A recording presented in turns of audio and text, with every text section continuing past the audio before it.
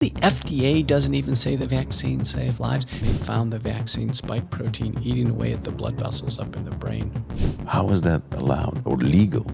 That's what I don't understand. Well, it's certainly making false claims. Because listen, Dr. McCullough, he goes, back off. Why were the vaccines created if we knew that it wasn't going to be effective? It's possibly the replacement of man. There has been an archetypal fear of infectious diseases. So we're going to inject this into human beings, and the gamble is we don't know how long it's going to be there. We don't know where it's going to go in the body. We have no idea what's going to shut it off. And the protein that we've picked to produce with Pfizer and Moderna is the lethal spike protein that was engineered in the Chinese biosecurity lab in Wuhan, China.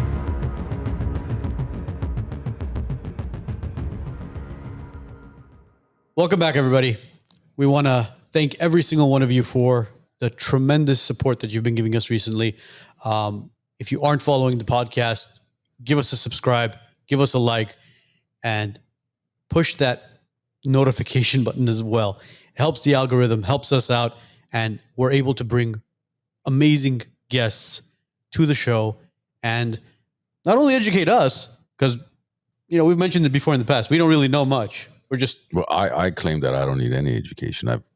My hard drive is fully occupied. There's no RAM left. But it's spreading the good word. And a lot of we started this podcast way before a lot of the interesting events that took place in 2020. And one person that we religiously followed and were very interested in hearing from him directly one-on-one. And it's been 5 years now. We finally made it happen. Dr. Peter McCullough. Well, thank you so much for having me. I have one question. I'm so honored to be on WiseNuts. Who's wise and who's the nut? I just like to point fingers. So you guys, I was expecting that, right? Well, I don't know. I think we have to allow the audience to maybe decide that. I don't know. Sometimes he's the wise one, I'm the nuts, and then sometimes the other way around. Depends on the topic, Doc. Yeah. Depends on the topic. Like he's got, for example, certain things he's got a memory of. What is it? Elephants have. As you could tell, the memory. Yeah. Like movie stuff or sports, and I mean, this guy could be on ESPN. Mm-hmm. Me, I like more topics related to just psychology and human behavior stuff. I mean, not that he doesn't, but that's kind of my forte. His statistics and memory, and like you asked him about the ABC. I have no idea what you were talking about. Where you said Irish is related to the ABCs. Yes, yeah. Like I have no idea what you're talking about because I don't remember that as a kid. Like the Scottish and the Irish, but you'll know by the last name. Well, Kevin Welsh. Welsh is an old school Irish last name. But how does that relate to? Well, I guess it's the MCs, as he said.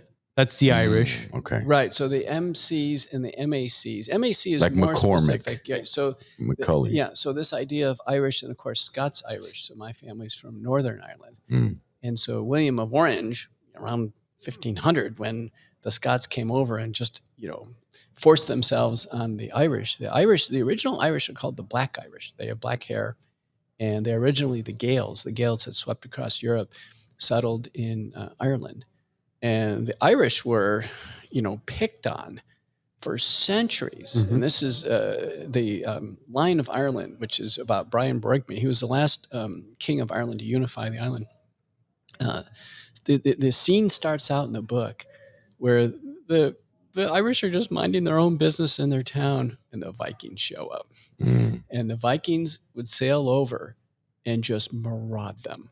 And there was just skulls cracking and women being raped and pillaged and what have you. That's kind of how the book starts out. It's a great book, and you realize, oh my gosh, that poor people in Ireland have. And the Vikings were so much bigger and stronger, and part of this is also captured in The Last Apocalypse by James Reston. And you start to realize, my gosh, the history. Let's say from 500. AD on forward to 1200 AD is the history of teenagers. A lot of people don't realize this. But kings and queens were 15 and 16. The Vikings were all teenagers with their hormones raging and getting drunk. And why don't we sail over to Ireland and have a little fun? And that's what they did. And they would steal kings and queens from other countries, and it was largely, the history is largely the misadventures of teenagers in power. And in Reston's book, the oldest, wisest person that ever came along during this time period was a pope, and he made it to 52. See, life expectancy back then wasn't very long. Well, I mean, it kind of reminds me of today's teenagers, right? They're sailing from Instagram all the way to TikTok and all the way back to Facebook and then back on Snapchat. That's it. Back then, we had them sailing across the ocean. But haven't we managed this arc of velocity of change almost unprecedented to any other generation? So both of you can remember the time, no cell phones. Oh, yeah. Both of you can remember the time of essentially corporal punishment. You remember that? Of course. Corporal punishment. Yeah. I was in Texas, and you smarted off to the principal. The next morning, you were going to be in the courtyard with a giant waffle paddle, and that principal using every bit of his swinging force and smacking both buns and just hearing the screams of the kids. And it was all done quiet so we could all hear what was going on. That was standard practice in Texas high schools in the 60s and 70s. Yeah. And so now today, the principal would be in jail for doing that. Yeah, it's the complete opposite now. There was a funny meme that we've discussed in the past before. I don't know if you've seen it, Doc, but it was the mother and the father with the child, and there was the principal sitting down, and the principal was pointing at the child, and the parents were angry at the kid, as in it said, don't blame the system, blame the parents. And then in the other photo, it was the parents pointing at the principal, blaming the principal, as the child had his hands crossed, smiling, showing that, oh, look at how much society has changed nowadays. Kids have gotten soft. Parents have gotten soft. Everybody's blaming one another for unnecessary things. And we live in the land of lawsuits. Everybody's looking for that one lawsuit to make some money. But there's an old saw. It's very important. Every generation thinks the way they did it when they were kids was better, was more rigorous, more arduous, more meritorious. So you can read writings from 1840 saying, those kids now in 1860 are lazy. They don't work hard anymore. They don't, do what we had to do. So this has gone on for generations. Even though progress was so extremely slow back then. Right. Things were paper and pencil and working by whale oil. There's a sense of however you did it, there's a sense that the next generation is lazier. They're morally degenerating. It's gone on forever. So it's difficult not to fall into that trap. But yet our generation has seen so much change. When I was a kid in Texas, we couldn't wait to drive a car. I mean, that signified freedom. And we could actually, under hardship, if we said we have a hardship and our family needs money and we have to work, we could get a driver's license when we were 14. And I remember my dad, we'd get these old jalopies and try to fix them up and get them running. And my dad said, don't you dare drive that until you have insurance. And we'd save up our money working our little jobs, and we'd buy like 6 months of insurance. We'd say, here, Dad, here's the certificate. Freedom. And, where we would go drive. Nowadays, kids, can you imagine any 14-year-old kid today getting insurance and driving a car? No. Not very many. No. It's just, so the point is, it's just different. The kids nowadays have to manage so much in terms of information, responsiveness. It's happening in medicine, my field. I'll never forget, about 10 years ago, I was on rounds. And the traditional academic teaching is, there's a senior doctor and there's younger doctors around and there's a patient, and we're kind of grilling them, what could this patient have and what would cause it? And if this test was done, what would it show? And these types of, that's kind of the called didactic teaching. And what we're trying to assess is fund of knowledge. It's a category, fund of knowledge. And I was kind of drilling this kid like I'm supposed to, right? And he goes, listen, Dr. McCullough. He goes, back off. He said, I don't need to know this stuff. I said, you don't? He goes, I need to know where to find the information. See, that's the difference.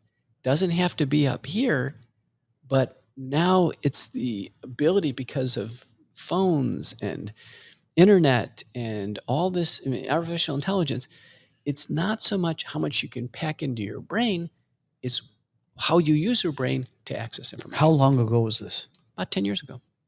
It's probably worse now because of the AI, as you just mentioned, because with the tap of your fingers, you can find out everything and anything you can through ChatGPT and all these AI softwares. It's a very, very scary time. And speaking to my wife, who is in the medical field, she's noticing a very dramatic change in her industry. She's seeing certain softwares being introduced, certain charting being introduced. She goes, they just brought in a new charting system for our hospital. I'm like, well, that's cool. What does it look like? She goes, it's leaning more towards AI. Yeah. Well, that I don't disagree with, because they have to implement AI into charting, because charting takes up 70-80% of clinicians' time. Yeah, it does. So, and that's exactly what I've been looking for and trying to implement in our practice and in industries, because you spend 10 minutes with the patient, you're spending 45 minutes documenting your visit, where it should be the other way around. Yeah, and when she's charting, I can't have a conversation with her. Like, I'll call her just to see how her day is.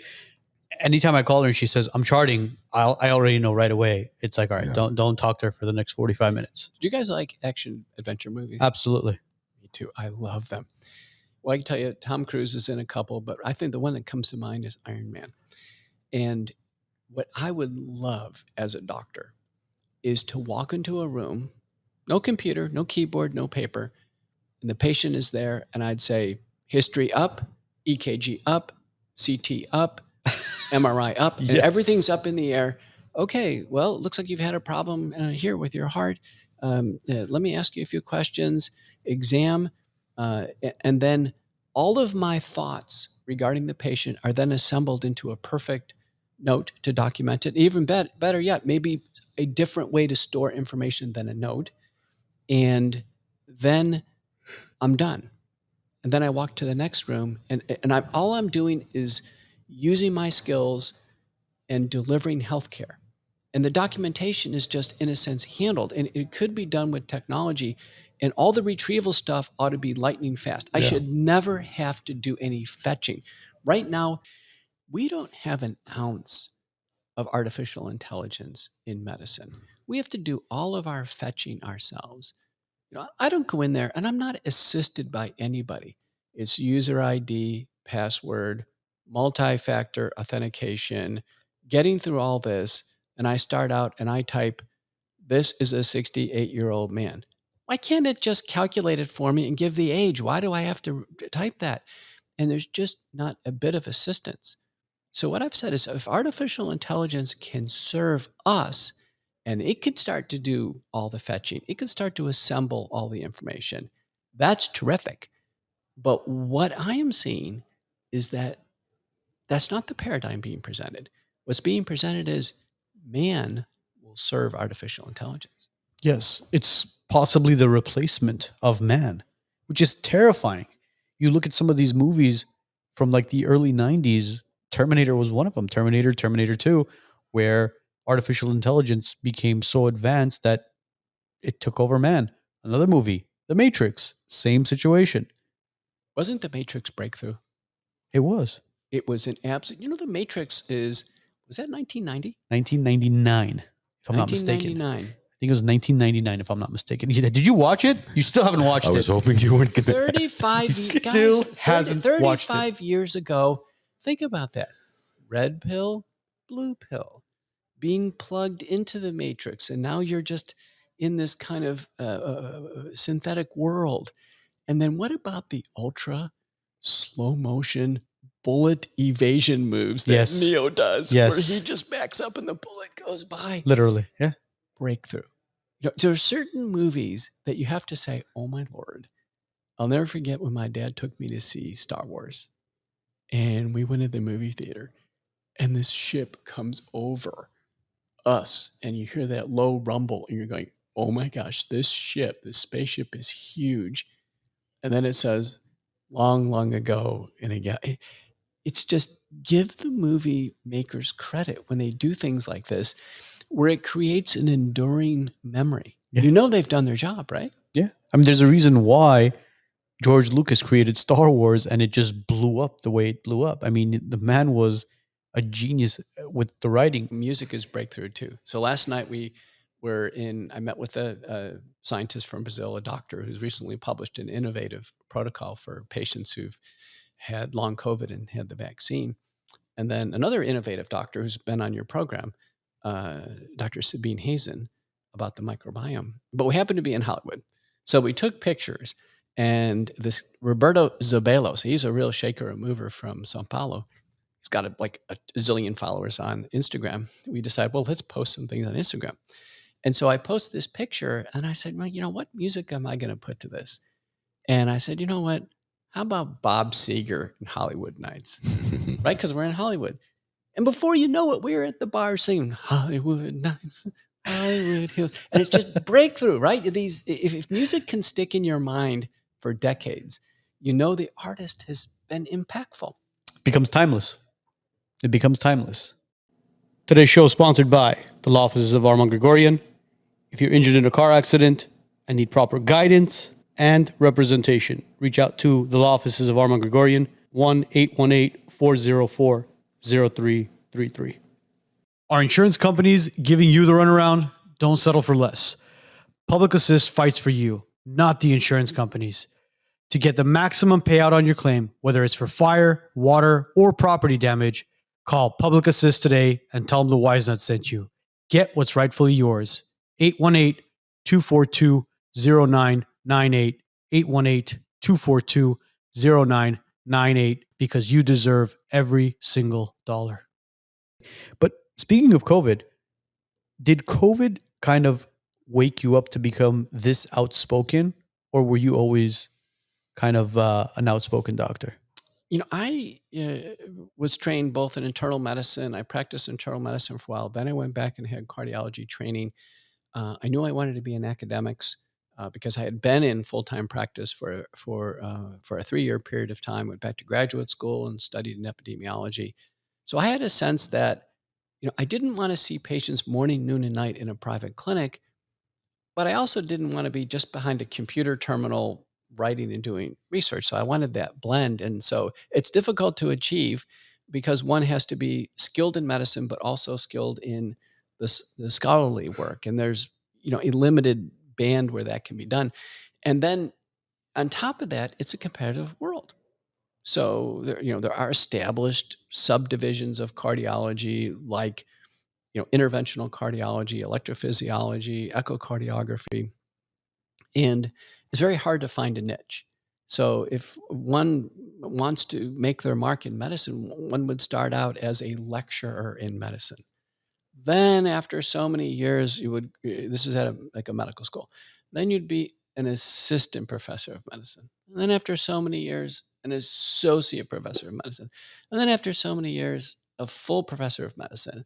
And a full professor of medicine should have about 25 contributions to the medical literature cited in the National Library of Medicine. And I looked at this and I said, I'm a little bit older because I had a period of time when I was in practice and I went to graduate school. And I need to, in a sense, create my own niche. And I'll never forget, we were in the cardiac catheterization laboratory in a Detroit, Michigan hospital, and this really sick man came in having a heart attack. And that was during an age where it was innovative to get up into the coronary arteries, open the artery, and restore blood flow to the heart. It's called primary angioplasty. We had done a perfect primary angioplasty on this patient.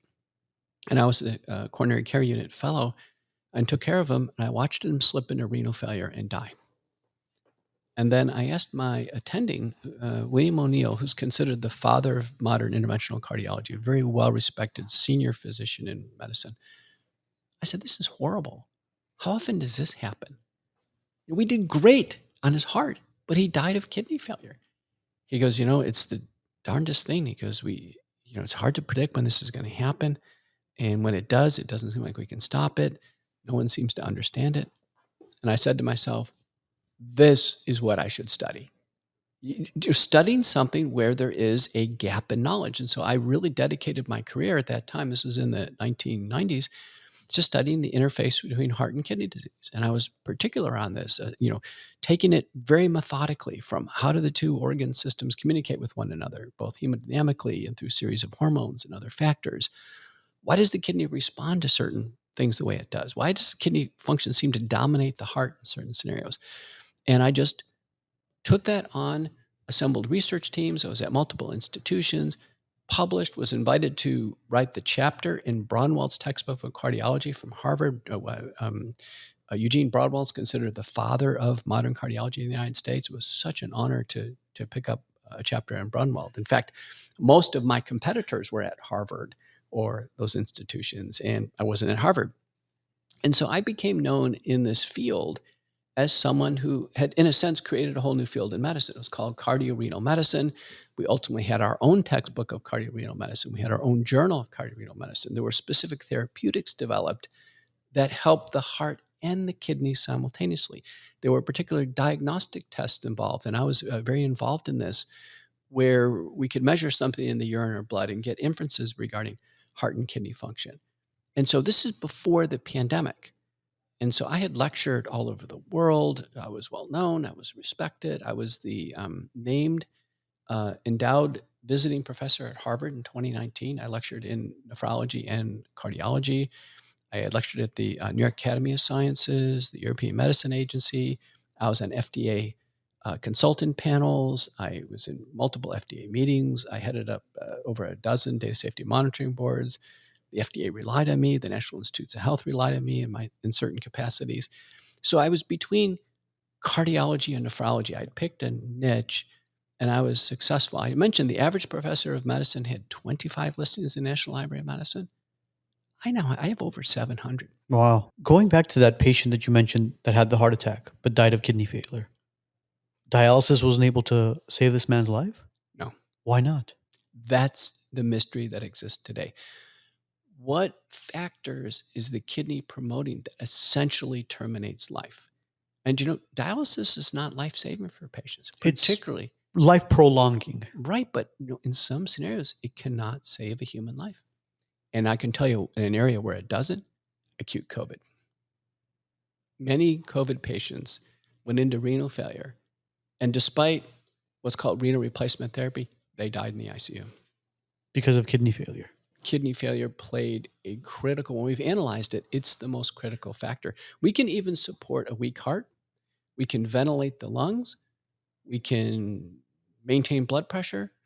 But there's something about kidney function, which is extraordinary. Even the dialysis or the renal replacement therapies, they can't be maintained because blood pressure can't be maintained. As soon as we start to pull off some fluid, blood pressure plummets and we're in a vicious cycle. So you'll see renal failure in the final causal pathway to death in many different clinical scenarios. Conversely, if you see good kidney function, and on the labs in your field, the serum creatinine, if the serum creatinine is normal, you just have the best guarantee that patient's going to do well from a cardiac perspective. What is the serum creatinine? What is that? Creatinine is the muscles manage a protein called creatine. Okay. And it's processed into creatinine, and then creatinine is freely filtered by the kidneys, and then it's partially reabsorbed. And there's another serum protease inhibitor called cystatin C. Those are only our two FDA-approved renal kind of filtration markers. But I had made the observation over and over again, if you have a normal serum creatinine, normal kidney function, you could almost survive the biggest heart attack in the world and survive. So that's this creatine that you're talking about. It's the same creatine that a lot of these bodybuilders and people that work out take prior to working out or after they work out. Right. So creatine is a precursor to creatinine. Creatinine is what's filtered in the blood. And creatine is a bodybuilding substance. And by the way, it's also a nootropic, meaning it actually helps brain function. However, it's a load for the kidneys.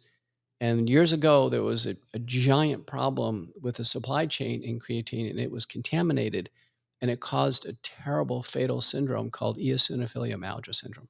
Well, creatine is becoming more and more mainstream now because of the brain fog and everything else that they're promoting. Yeah. Because there were gentlemen that I knew that were heavy lifters, and they were taking the creatines, the proteins, and all this stuff, and they would walk around with jugs of water. And I would ask him, I was like, what's with the jugs of water? And he would say, well, I'm on creatine. I got to make sure I drink a lot of water or else I'm going to get a kidney stone. And I was like, really? He goes, yeah, because my body's producing more than what's needed because I'm supplying it with more creatine. So there's a likelihood I might get a kidney stone. I was just like, I can't believe you're doing this to yourself. Have you ever seen, I'm 62. Have you ever seen a man you're pretty sure in their 50s or 60s and they're completely ripped? Yes. You take their shirt off. I mean, ripped. We're talking 6-pack, 8-pack, perfectly delineated pecs, biceps that are perfect, veins bulging. Absolutely. You ever seen somebody like that? Totally natural, right, doctor? Well, I tell you, I examine tens of thousands of patients and I have them take their shirt off. In fact, I examine everything. I'm a very thorough doctor. And when I have a man like that, I just ask him, well, how much testosterone are you on? Someone my age could lift weights morning, noon, and night, do push-ups and sit-ups, and never look like that. Is it just TRT or is it also HGH? Well, it can be both, right? Well, it can be human growth hormone, testosterone. The point is, it's assisted. It's assisted. It's just what it is. I mean, people are doing things to maintain that. Now, the interesting thing is about testosterone, you'll see a lot of these guys and they're just pumped and jacked, and you can just see the veins bulging. The real disappointment is when you get to the urogenital exam, because if you're giving testosterone, you're shutting off hormones produced by the pituitary, the luteinizing hormone and FSH. And when you're shutting those off, there's no stimulation to the testes. Yeah, so they shrink. They shrink. It's true. So the stories behind it, as far as the people on the steroids, the testosterone, have a lower libido. Well, yeah, and you always tell the girls, I said, listen, you may think that body's great, but you get between the sheets, you're going to be a little disappointed. and the worst part of all this is they got to take the magic blue pill in order to perform, which causes heart issues as well. It can, although that whole Viagra situation, it was amazing. Viagra, the blue pill, it was originally developed as an anti-anginal pill to actually reduce chest pain with ischemic coronary heart disease. And I don't forget, Pfizer had that pill. And when they were developing it for angina, it's one of the few clinical trials. At the end, they said, okay, the study's over with, just return your bottles to us. The guys are like, no, we don't want to return the bottles, and it has a side effect we like. Yeah, the side effect is too good to pass up, And not only was the blue pill, but it also it's called a phosphodiesterase active drug, and there's a series of these enzymes, but there's a cross reactivity with a phosphodiesterase enzyme in the eye, in the retina. So it actually did cause a blue vision. That was a side effect. Viagra is kind of a little bit less specific of a drug than the others in the field right now. But because of it, not only was a blue pill, it caused vision to turn blue. And so the men would associate having better sexual function, but with kind of a blue haze. If you ever notice their commercials, they actually put a little blue tint on the commercials. And there was always a little blue there. And there was always a woman who was kind of expecting to be pleased by her man. And she's got this flowing dress. And it was never really a particularly young woman, if you notice. Their advertising was quite good, but there was always these blue tints in there. Interesting. I've never noticed that. I got to look at the commercials and kind of but dissect it myself. Right. But so the story with Pfizer is what was reported was about 60 deaths of people who had taken Viagra. And it looked like there was an association with a long-acting nitroglycerin, form of nitroglycerin. It was just too much. The blood pressure was bottoming out with both of these. And instead of scrapping Viagra, or trying to improve it. Pfizer had an all hands on deck campaign with doctors, and they wrote guidelines and position papers, and we had working groups and said, listen, we just need to educate our patients that they just can't take Viagra with this long-acting nitrate and what have you. More like 60 deaths, and it's a drug. Essentially, it's a sex drug. This thing's not coming off the market. Now, if it was 60 deaths with an antibiotic, it's gone, right? But it was interesting, the valuation there. And Pfizer was able to, in a sense, educate people out of this and this situation and remain on the market. And to their credit, it enabled other companies to come in to make cleaner drugs. Like probably the best drug right now is tadalafil, which is Cialis. So how did FDA approve Viagra if they had 60 deaths during the clinical trials? No, it was 60 deaths post-marketing. No, post. Oh, post. Yeah. So it clearly improved sexual performance and what have you. There's no doubt about it. And then it allowed the entry of these other drugs in, and the sex drugs of Cialis, for instance, they do work. And they actually have a cardiovascular application, which is lowering pressures in the pulmonary artery circuit. So we use it for pulmonary hypertension. And the Cialis, I prescribe it frequently at a very, very low dose, actually helps improve urinary flow in men whose prostates are enlarged. So it's a proof of that. But going back to the whole TRT, testosterone replacement, how much of that does it affect the heart? Because we've seen a lot of these professional athletes, professional wrestlers, a lot of them are on steroids, TRT, and they don't tend to live very long. A lot of them that do pass away, unfortunately, pass away from cardiac arrest. Like Hulk Hogan? Hulk Hogan's one of them. Macho Man, Ultimate Warrior. Scott Hall was a drug overdose, but I mean, he had heart issues as well. He did go into cardiac arrest, but majority of these gentlemen are having heart complications. How much of this TRT and these steroids are affecting the heart? It's come up for FDA review multiple times, working panels. The answer, it's mixed. It's mixed. There are some studies that show that testosterone, particularly in older men who could be at risk for a heart attack, could be provocatory. And there's plenty of data that testosterone in younger men may actually be quite protective and beneficial. Testosterone for sure is good for strong bones. It's for sure is good for muscles. We talked about that, right? That's for sure. It's for sure good for this sense of vitality, and men will report this. But it's bad for sleep. It's bad for behavior, this kind of edginess and aggressiveness. You'll hear about this testosterone rage. The downside, testicular atrophy, we talked about that. So it's a mixed review. So if a man approaches me and said, Doc, I feel like I'm low on my T, and, would you measure it? I'll do that because, the patient's asking me to do that. But it's a mixed review. I don't prompt it. Personally, I've never measured testosterone in myself. And I don't plan to, provided I can run and work out and, have normal sexual function and be satisfied with that. And But isn't testosterone kind of a double-edged sword? Because if you take it excessively, then yes, it could cause the testosterone rage and all that. But as far as, for example, let's say whatever the healthy average is, if you're supposed to be in the 400 to 600 range, for instance, right? Long term, if you have low testosterone, say in the hundreds or 200s, couldn't that also cause cardiac issues because because of low testosterone? there is some literature to that. Right. So that's kind of where it's slippery slope. You're like, okay, if I take too much, it could cause cardiac issues. If I don't have enough, it could cause cardiac issues. So you have to find, I think, that healthy balance of, because the bodybuilders are different. They're probably on maybe 1400, testosterone levels or Growth whatever. hormones. Yeah, but the issue with today's society, as I'm sure you're aware, today's generation, the 25-year-olds have lower testosterone than, for example, my grandfather did 70 years ago when he was 25 years old. Even I have patients, probably if I measured them today, an 85-year-old man would probably have higher testosterone than a 25-year-old today. It's a fun theory about testosterone. My co-author of my book, John Leake, has mentioned this. Have you ever noticed in sports, like let's say in the NBA, after somebody goes down and just dunks the ball, and or a football player after they score a touchdown, what's the first thing they do?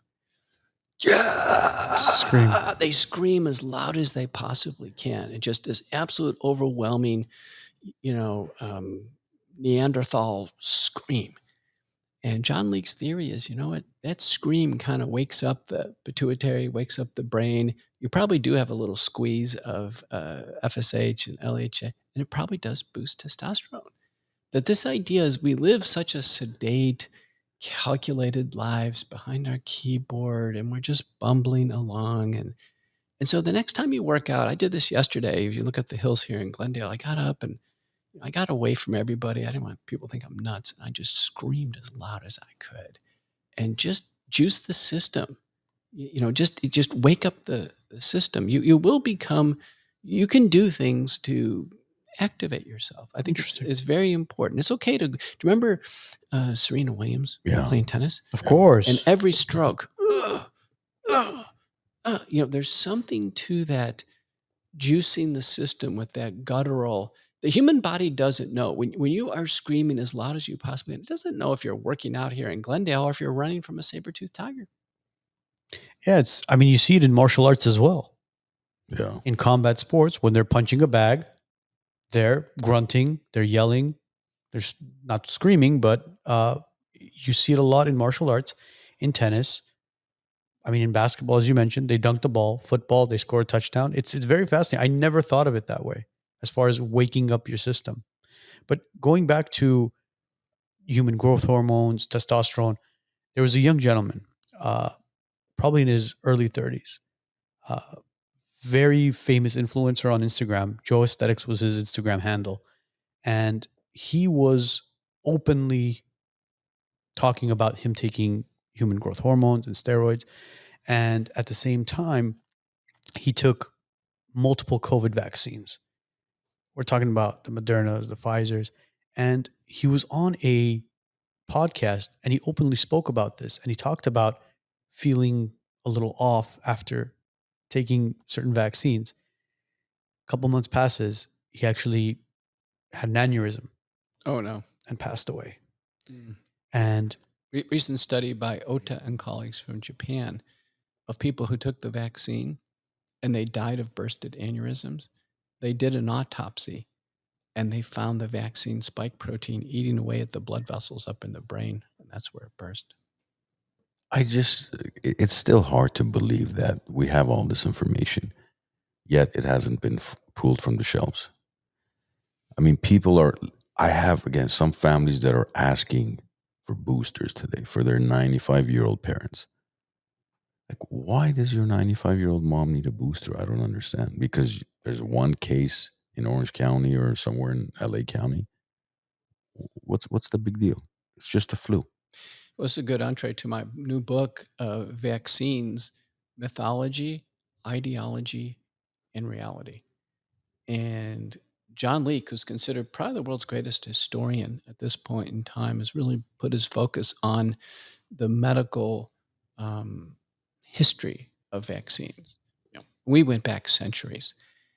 And for the longest time, there has been an archetypal fear of infectious diseases. An incredible fear. We talked about fear of invaders and war, what have you. There's a fear of infectious diseases, enormous fear. And the ideology says this, that through the brilliance of mankind and vaccinology, that doctors and scientists can improve upon God's creation. Man can make God's creation, the human body, better. This goes back centuries. This is an extraordinary hubris. So we have the ingredients: fear of infectious diseases, hubris. Hubris is very important. This arrogance, incredible arrogance of mankind, and it's been transmitted for centuries. And then on top of that, you have money and power. Going back hundreds of years, these vaccinologists quickly were at the right hand of the king and queen, whatever country they were in. They were celebrated individuals. They would make proclamations. I've given you this vaccine. You're protected forever. How did they know? They didn't even know what caused the disease. The microscopes weren't even invented yet.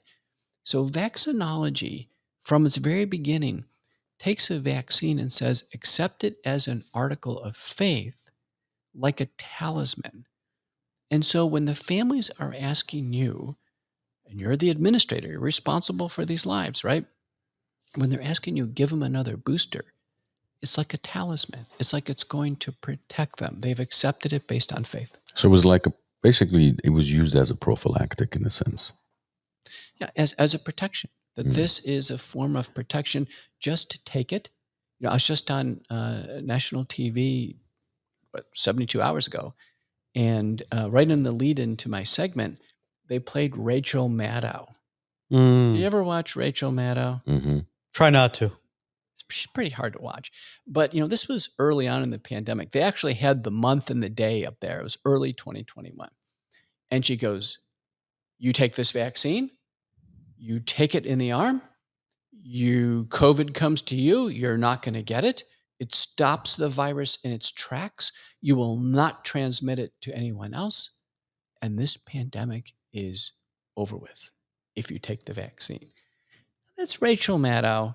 Now she's a nightly news anchor. How does she know all that? How did she know that enough to make that proclamation? That's like me getting on TV, not being an expert in an area, and I just start making proclamations about the treasury markets. How in the world can I possibly know? I'm not an expert in the treasury markets. How could she possibly say that?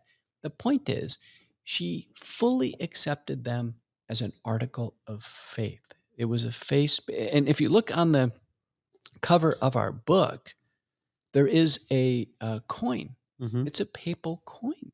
This is a 20 euro coin issued during the pandemic by the Pope.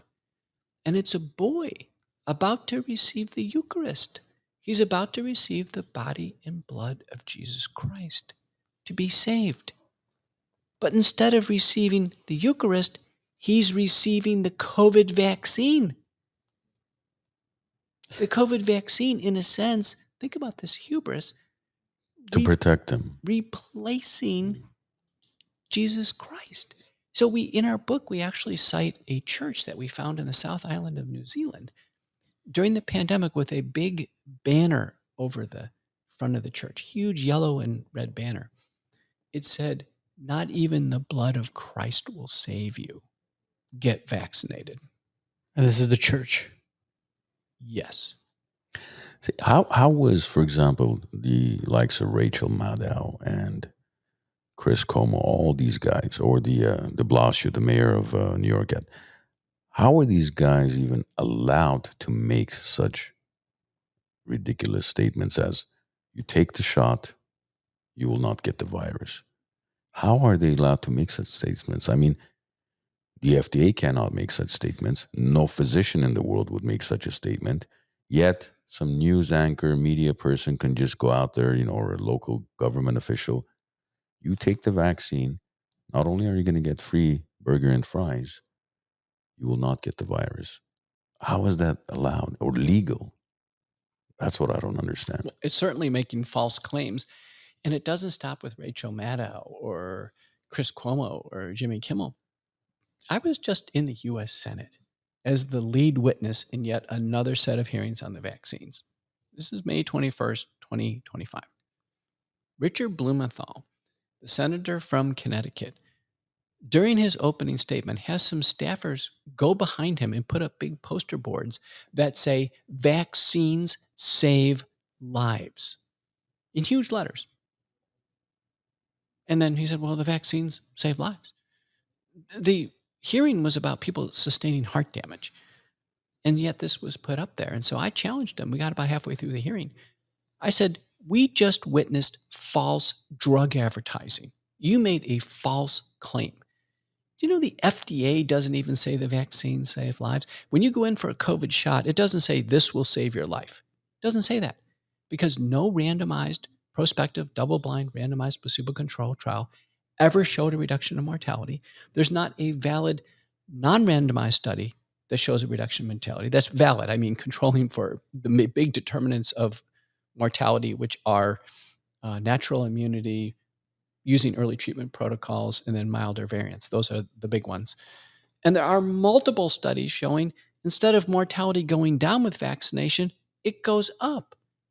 So the FDA would never claim that the vaccines save lives, but yet Blumenthal, in a setting hearing, puts a false claim behind them. People took these shots and they want to believe that their lives were saved. It's a religious belief. Why were the vaccines created if we knew that it wasn't going to be effective? Because on top of that, what they did was they signed a emergency use authorization, right? EUA. And correct me if I'm wrong. When you sign in an EUA, then any other drug at that time that could potentially be effective, like an ivermectin, hydroxychloroquine, or anything else, then can no longer be prescribed or used for treatment, right? Because now we have a UEA order, which means we need to follow NIH, CDC, whoever's government protocol. Is that how UEA works? The emergency use authorization, the emergency use authorization regulation is loosely written. It was used about a dozen times before COVID, largely for military. It was never used for a public campaign. And it's not something that people follow as a hard and fast law. For instance, it says, sure, it can be no other alternatives.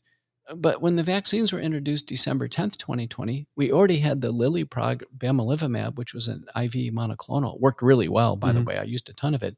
So we already had monoclonals there. So the EUA was not the linchpin here. It was this desire to mass vaccinate the world. And, Anthony Fauci presented with Rick Bright. Rick Bright was heading BARDA. BARDA is one of the organizations that, along with DARPA, the two government organizations that were in the pandemic response business. Rick Bright came in under Obama. He was, maintained under Trump. And they presented in 2019 this concept of, a virus could come out of China. This is like a theoretical thing. Yep. And if we can get the sequence of the virus fast enough, we can actually pre-vaccinate United States so no one gets sick in the United States. And Fauci and Bright put this out there. It's recorded as a vision of this kind of pre-vaccination to stop pandemics. And in preparing for this interview, I went over that with John Leake, my co-author. I said, John, that's exactly what DARPA put in writing. It's still on their website in 2012. So in 2012, DARPA, which is the biological research unit of the military, had a program. They announced a research program. It's called the ADEPT P3 program. Still on their website today. It says this is 2012. They said, we will stop pandemics in 60 days using messenger RNA technology. Was mRNA around back then? Sure. Of course 2012? It was. Messenger RNA, there's a paper in British Medical Journal by Lalani and colleagues.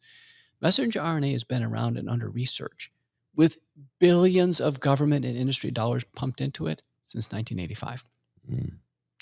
What is the difference between the mRNA and a traditional vaccine? Because when these vaccines were pushed on society, we noticed that Johnson & Johnson was the only one that was a traditional type of vaccine where they took the dead virus and they did whatever they did chemically to it and injected it into somebody, and it was a one and done. Whereas these mRNA vaccines, we're talking about the Pfizers, the Modernas, and all these other pharmaceutical companies, they created this artificial vaccine. Okay, just to clarify, to level set where we are on this. So there were an array of vaccines that came out. The SARS-CoV-2 virus, the virus for COVID, was isolated. It's a real virus. It was isolated. It was cultured. It was brought up in large quantities, and it was killed as a traditional vaccine. That's the Sinovac corona vaccine that was used in China. It was also used in South America. So that's a traditional killed vaccine. Part of the virus, a protein on the surface of the virus called the spike protein. The spike protein was cloned, sequenced, and mass-produced as its own protein. That's an antigen-based vaccine. And that was brought forward by Novavax, still on the market today, an antigen, no genetics in it. That would be like, let's say, a tetanus shot or a pneumococcal shot or hepatitis B shot. It's just an antigen-based vaccine.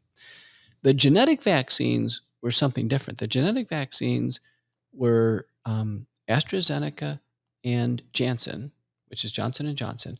made, by the way, the companies don't make their own vaccines. They use military subcontractors. It was made by Emergent Biosolutions outside of Baltimore that made both AstraZeneca and Janssen. It makes you wonder if they're the same vaccine or not. And that was an adenoviral vector vaccine. So they take an adenovirus, a virus that's commonly can infect people, and they load the gene into it for the spike protein. And then it's put into your body. That adenovirus infects your cells, dumps the payload into the nucleus, and the nucleus produces the spike protein after J&J and after AstraZeneca.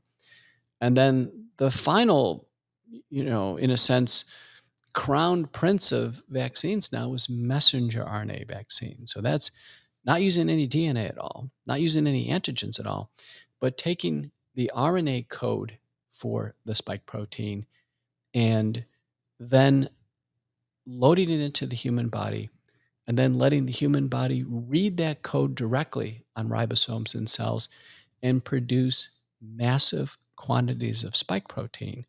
And this was the gamble. The gamble is that somehow the body will dispose of this messenger RNA. And messenger RNA, listen, your body right now, your body's made tons of messenger RNA. You've made proteins. We're thinking together. We're talking. Your body is dissolving the messenger RNA. Messenger RNA lasts a few minutes to a few hours. It's a normal product. And when the messenger RNA coding for any protein was tested by Pfizer, Moderna, CureVac, Sanofi, all the companies, they realized if they just made RNA in a test tube and injected it into, your body would break it down. That's what would happen. So any protein that was desired, not much of it's going to be made because the body would break it down. And then there was a discovery called pseudouridination, replacing each uracil, which is one of the 4 base pairs, with a synthetic nucleoside analog called pseudouridine. So they replaced 25% of them, and it didn't really make it last much longer.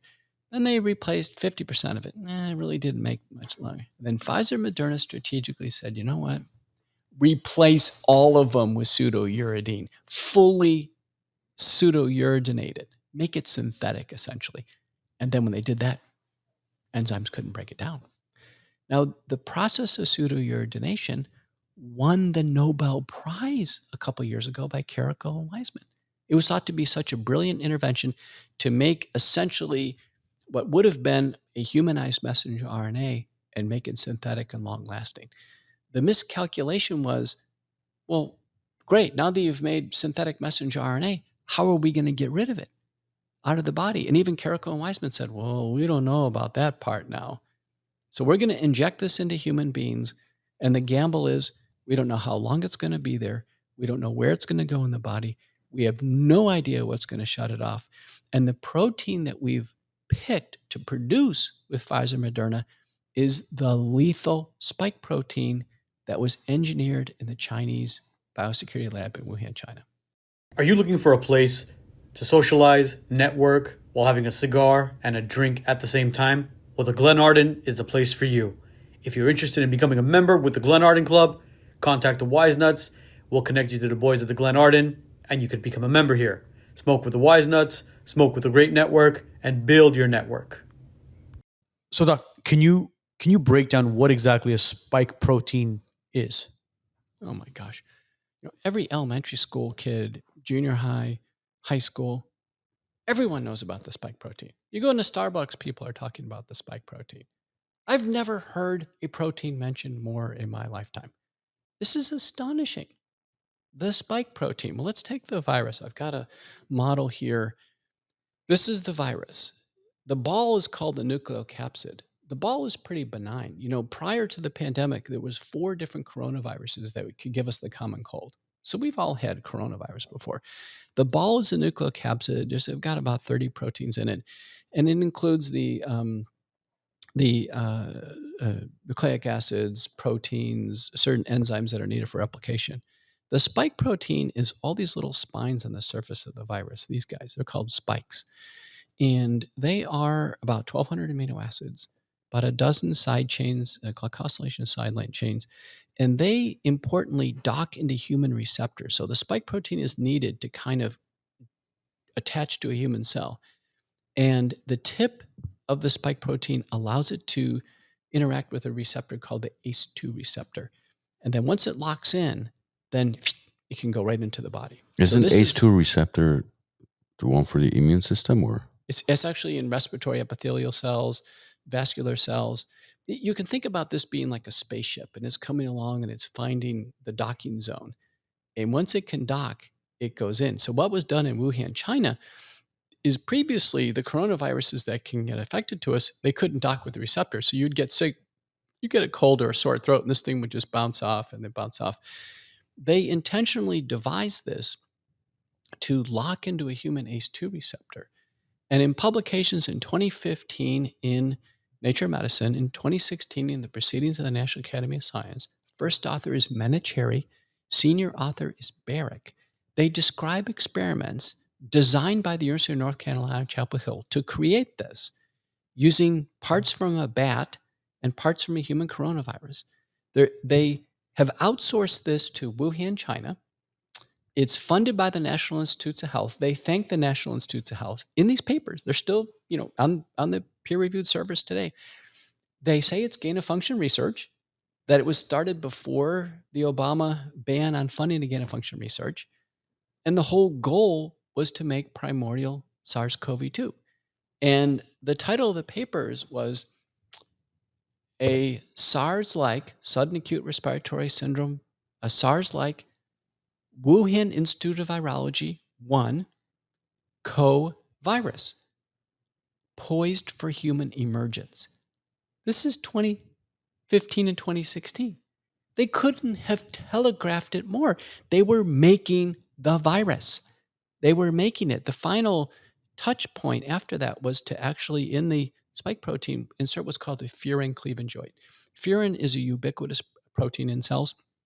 And the furin cleavage joint allowed severance. Once it docked, it allowed severance. So the S2 segment is sacrificed at the receptor. S1 gets into the human body and the virus injects. So that was key. And there was a government protocol to create the furin cleavage joint. It was called the diffuse protocol. And, the controversy is, well, it was never funded, what have you. But if you read the diffuse protocol, it's all completely laid out there. And great credit to investigative journalists. One is Jim Haslam. I've had him on my show, the McCullough Report, and on Focal Points. And Jim has studied this very carefully. Andrew Huff, who was at the EcoHealth Alliance with Peter Daszak. Peter Daszak is part of this collaborative group. So he's shuttling the plans from Ralph Barrick at UNC Chapel Hill. He's carefully coordinating with Fauci and the National Institute of Allergy and Immunology Diseases. And he's going to Wuhan. So Peter Daszak has been claimed that he spent $250,000 of taxpayer money going to Wuhan, China to make the virus. So this is how bad this gets. So when this thing gets out of the lab in Wuhan, China, people are saying, where did this thing come from? Fauci holds these meetings. This all came out in the House Select Subcommittee investigations on this. Fauci holds some emergency meetings. He goes, it's gotten out of the lab. How are we going to manage this? And the decision was between Fauci, Francis Collins, his boss,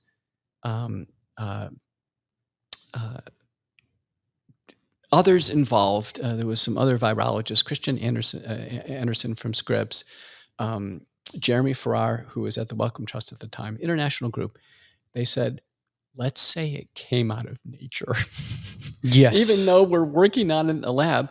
And so it's interesting. Brett Giroir, who's a good guy, he was on the first coronavirus task force with Trump. Brett went to medical school just a few years ahead of me at UT Southwestern in Dallas. He was asked by the WHO, he said, listen, we need to send a delegation to investigate Wuhan. This is early in 2020. Where did this thing come from? So they asked Brett Giroir, and he nominates 3 independent scientists from the United States to go look and find out where did this thing come from. And he submits these names to the WHO. And the WHO says, we don't want these guys. We suggest Peter Daszak. So the WHO selects the guy to be our U.S. investigator who was actually in on the creation of the thing to begin with. So what does Daszak do? He goes to Wuhan, he investigates, and goes, boy, I don't know where this thing came from in Wuhan, but it didn't come from the lab. He had been to the lab dozens of times. He shuttled the plans to the lab. Peter Daszak completely and intentionally deceived the world.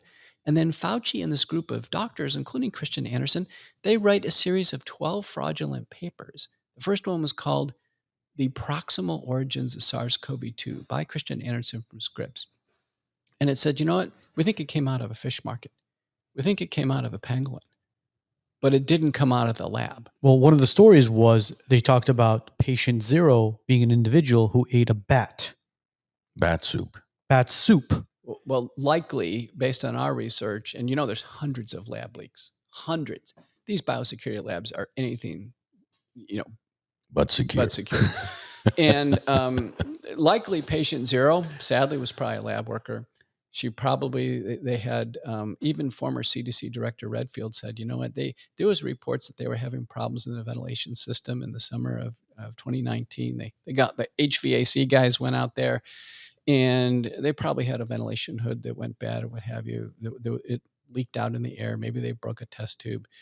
Patient 0 probably was a worker.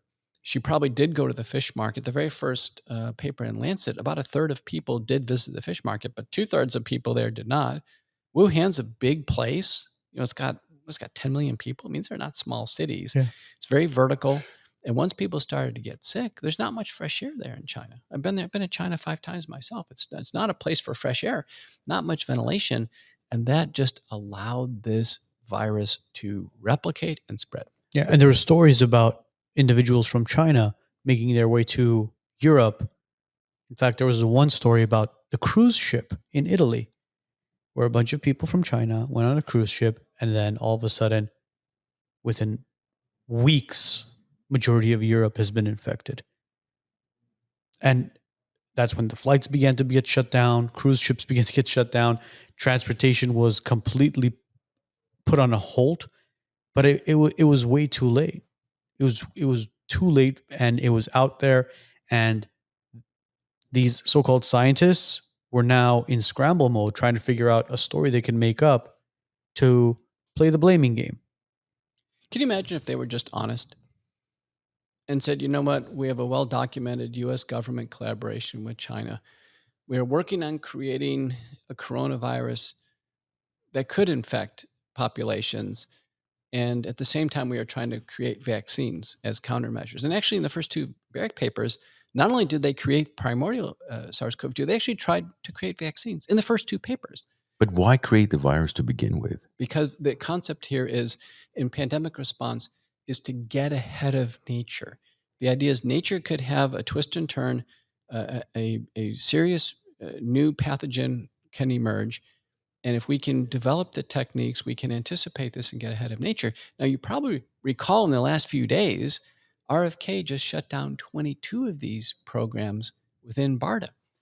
And there's no signs right now. Again, this is the hubris of vaccinology. And in our book, we've got this epochs of time. This would be in the epoch of time we call the bioweapons era. It's bioweapons. And what I mean by that is, if one can create a virus like this one that can get the entire world sick, and one can also create a vaccine that can prevent it, and you hold both assets, now we're holding enormous power, enormous military and geopolitical power. Can you imagine the type of negotiating power you have? And you say, listen, we've got COVID-20 in a test tube right now. We want to talk about some deals. Otherwise, we think a scientist could spill one of these test tubes on a subway in London. You'll see what's going to happen. Think about this. Yeah. I mean, there's movies. Tons of movies on movies it, about this, right? Yeah. There's tons of movies written about this. Think about this. You don't hear about people anymore holding, nuclear warheads and anti-nuclear capabilities, what have you. We have entered an era of biological threats and what's called countermeasures. And what ushered it in was actually the, I think 2003, it's in our book, the biosafety legislation, I think the Biosecurity Act, and then the very next thing was the PrEP Act in 2005. I mean, it's codified into law. There will be biological threats that are going to happen. And when these happen, we will have emergency countermeasures. And the countermeasures will be vaccines, therapeutics, masks, etc. And whatever we do in response to a biological threat, what will happen is those countermeasures are then immune from liability. So it kicks off in 2004, and this is in our book, Vaccines, Mythology, Ideology, and Reality. 2004, Congress enacts the BioShield Act, quote, to accelerate the research and development, purchase, and availability of effective medical countermeasures against chemical, biological, radiological, and nuclear threats. These are frequently abbreviated CBRN. Then 2005 passage of the Public Readiness and Emergency Preparedness Act, or PrEP, of 2005, that grants liability protection for the countermeasures such as new vaccines for biological threats. So this was all happened 20 years ago. Everything was put in place 20 years ago. So was there ever a thought from the government to stop the virus from spreading at all? Or were they like, you know what, at this point, it's out, let it spread? Well, part of the spreading was caused by the vaccine, no? Because isn't that what shelling is when it allows shedding? I mean, where it allows basically your body is mutating the virus into other what do you call it? Other strains, right? Isn't that what shedding is? And wasn't that happening because of the vaccine? Yeah, recently Kennedy, did state in terminating these 22 programs that the vaccine, in effect, prolonged the pandemic because the vaccine clearly was non-sterilizing. So someone took the vaccine, they still could hold the virus in their nose and mouth. They clearly could spread it to other people. And to make matters worse, it forced the virus to mutate to get around the vaccine. Well, the stories behind how the virus was spread was ridiculous. In the beginning, they said it's airborne. Anybody could get it. It doesn't matter where you are, who you are. Then they talked about droplets. Oh, well, if someone sneezes, coughs, and it lands on a table, on a desk, on a chair, and you touch it and you touch your face, then you can get it. And then at that point, they said, well, if the droplet is there and it's there for a certain amount of time, then the virus dies. It can no longer sustain itself. And then the PPE stuff started coming around where they were like, everybody has to mask up. You need to wear your masks. People were wearing cloth masks, which were totally ridiculous. Surgical masks, again, ridiculous. And the worst part of it was the lack of education and the way people were using these PPEs. They would literally put the mask on, walk into a store, touch a bunch of stuff, and then leave, take the mask off, hang it on their rearview mirror, walk into another store, take that same mask, put it back on, and then walk into the store thinking that, you know what, I'm saving lives, doctor. There's tremendous virtue signaling. Let me just talk about masks. I'm a cardiologist. I also, as a medical doctor, I go into respiratory isolation, certainly cardiac cath lab, operating room. We wear masks to protect the patient. It's very important. If a surgeon has an open wound and he's operating on the heart, the chest is open, and the surgeon has an uncontrolled sneeze. Have you ever had a sneeze that you can't stop? Yes. Right? You can't stop it. The sneeze is coming. There's going to be a blow of snot. Let's face it, it's happening. And the surgeon has an uncontrolled sneeze. All the bacteria in the nose of the surgeon and the mouth is going to blow right into that wound. You're holding the human heart, making an anastomosis. There's nothing you can do. All those bugs go right into and we're talking about probably a life-threatening infection. And about 25% of us actually have staph in our nose, methicillin-resistant staph. Really? Oh, yeah, especially healthcare workers, because you're constantly exposed to this, and invariably you're going to touch your nose through the course of the day. And so the reason why we wear masks is so we don't super infect the patient. Let me give another example. Influenza. When you're taking care of an elderly patient with influenza in the hospital, influenza is not that terribly contagious. The adult risk of any one of us getting influenza per year is way less than 1%. Like, how many flu tests do you have last year? Oh, I didn't take any. How many flu tests do you have the year before that? None. The year before that?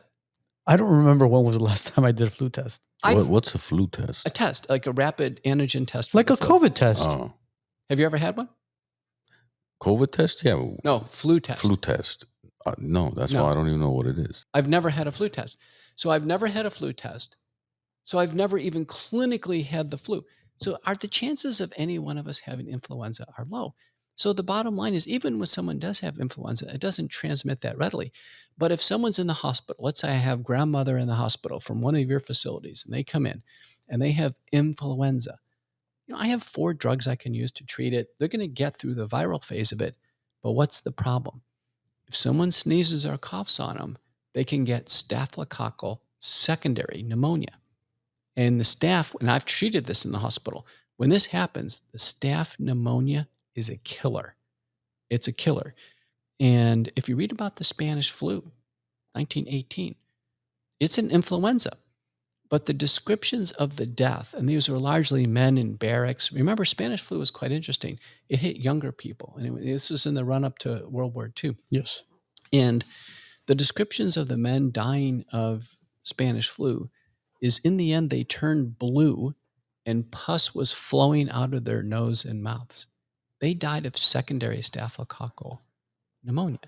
We would never have another Spanish flu epidemic in the United States. Why? Because we have antibiotics. We treat them with, one of our 4 antivirals, and we use antibiotics. I use them all the time. I don't let my patients get secondary staphylococcal pneumonia. So the point is, we wear masks in the hospital to protect the patients, okay, not to protect ourselves. For what happened during the pandemic is suddenly you were told that you're wearing a mask to protect somebody else. The other thing that happened during the pandemic is we quarantined people who were well. Yes. Now, the principles of quarantine are in my first book and my second book. The principles are fine. I have no problem with a sick person staying away from other people. That's where it came from. I mean, that's a analogy we use. For example, kids. Your kid is sick. Don't send them to school. Quarantine them, right? Well, listen, it's what largely made smallpox go away. Yeah. This is very interesting. It's called the Leicester method, and it's in our book, Vaccines, Mythology, Ideology, and Reality. It's like ranking number 1 in medical history, vaccines, and immunology on Amazon right now, number 1. And in there, we point out that during smallpox, people were scrambling to try to figure out, how do we stop this? Because it could sweep into a community and just ravage people. And the Leicester method from England was basically, we figured this out. Someone gets smallpox, get them out of the house, isolate them. Don't let the kids play with other kids and spread the pustules on top of each other. Don't let them sleep with each other. So smallpox went way, way down in the city, Leicester, England, that refused to vaccinate. It's very important. So that was a city that said, listen, this new vaccine is not working out too well. We don't like what's going on. Some people actually died with the initial process is called variolation, finally the vaccination. And it wasn't with a needle, by the way. People don't understand this. The hypodermic needle didn't come in until the very end of the 19th century. So what it was a scalpel. So to get some material from a cow, or even get it directly from somebody else with smallpox, you'd get a little dab of this goo and then slit a little cut in the next person and try to stuff it in there. That's what the process was. It wasn't a needle injection. The needle injection doesn't occur until much later on. So initial smallpox was called variolation, which was directly from one smallpox person to a healthy person, or vaccination, which was cowpox material into a healthy person. It was done by scalpel or arm to arm. And invariably, some people died with this, largely because they were given smallpox. They were given smallpox. So the great example in our book is King George III has 15 kids, and he's a proponent of this new process of variolation, of taking a little bit of smallpox from one person and trying to slit it into another person. He has 15 kids, and 2 kids die of smallpox right after they did this. And they still promote it for the people of England. Is that the mark, for example, I've noticed like in my parents' generation where they have that little mark on their shoulder?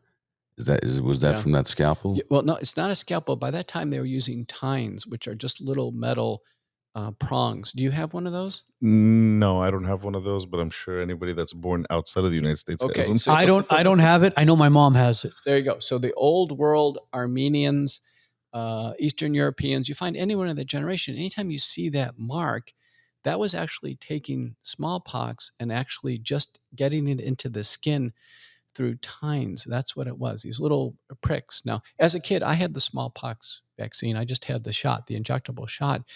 And one of the things we found in our research is vaccines initially have tremendous safety problems because of the experimentation. Are you giving too much? Are you giving too little? Are they contaminated with other things? Are there consequences we don't know about? And then over time, they're refined. So the smallpox vaccine, when I got was a kid, I think the safety profile on that was actually quite good. Now, smallpox went away because of the Leicester method of isolating people and sanitation and not sleeping in the same bed sheets and what have you. So that really took care of the problem. And then the vaccine likely just kind of ushered the rest of it out. And so, outside of being in a few labs and a few sporadic cases, smallpox is essentially gone. And it's one of the few diseases where the vaccine was retired. 1976, the smallpox vaccine was retired. You don't need it anymore. Your kids didn't take it. Yeah.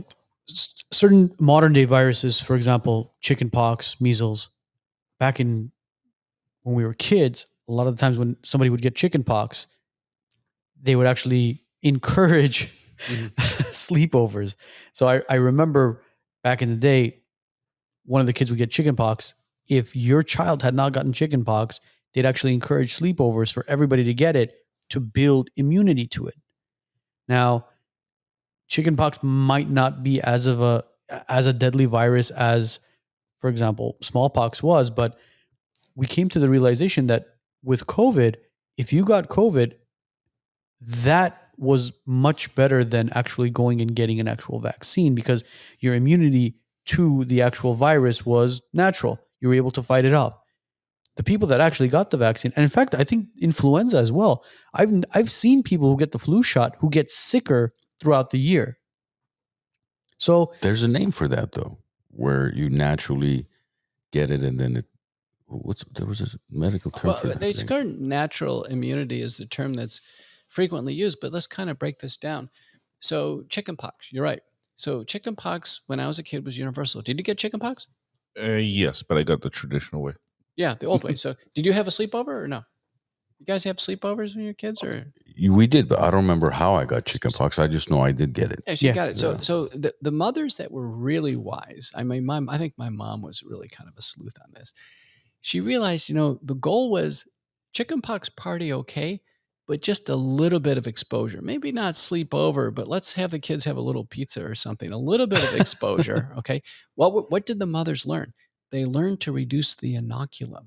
How much of the virus exposure? So if you had a little bit of virus exposure, it was better than getting a whopping amount. Yeah. Okay.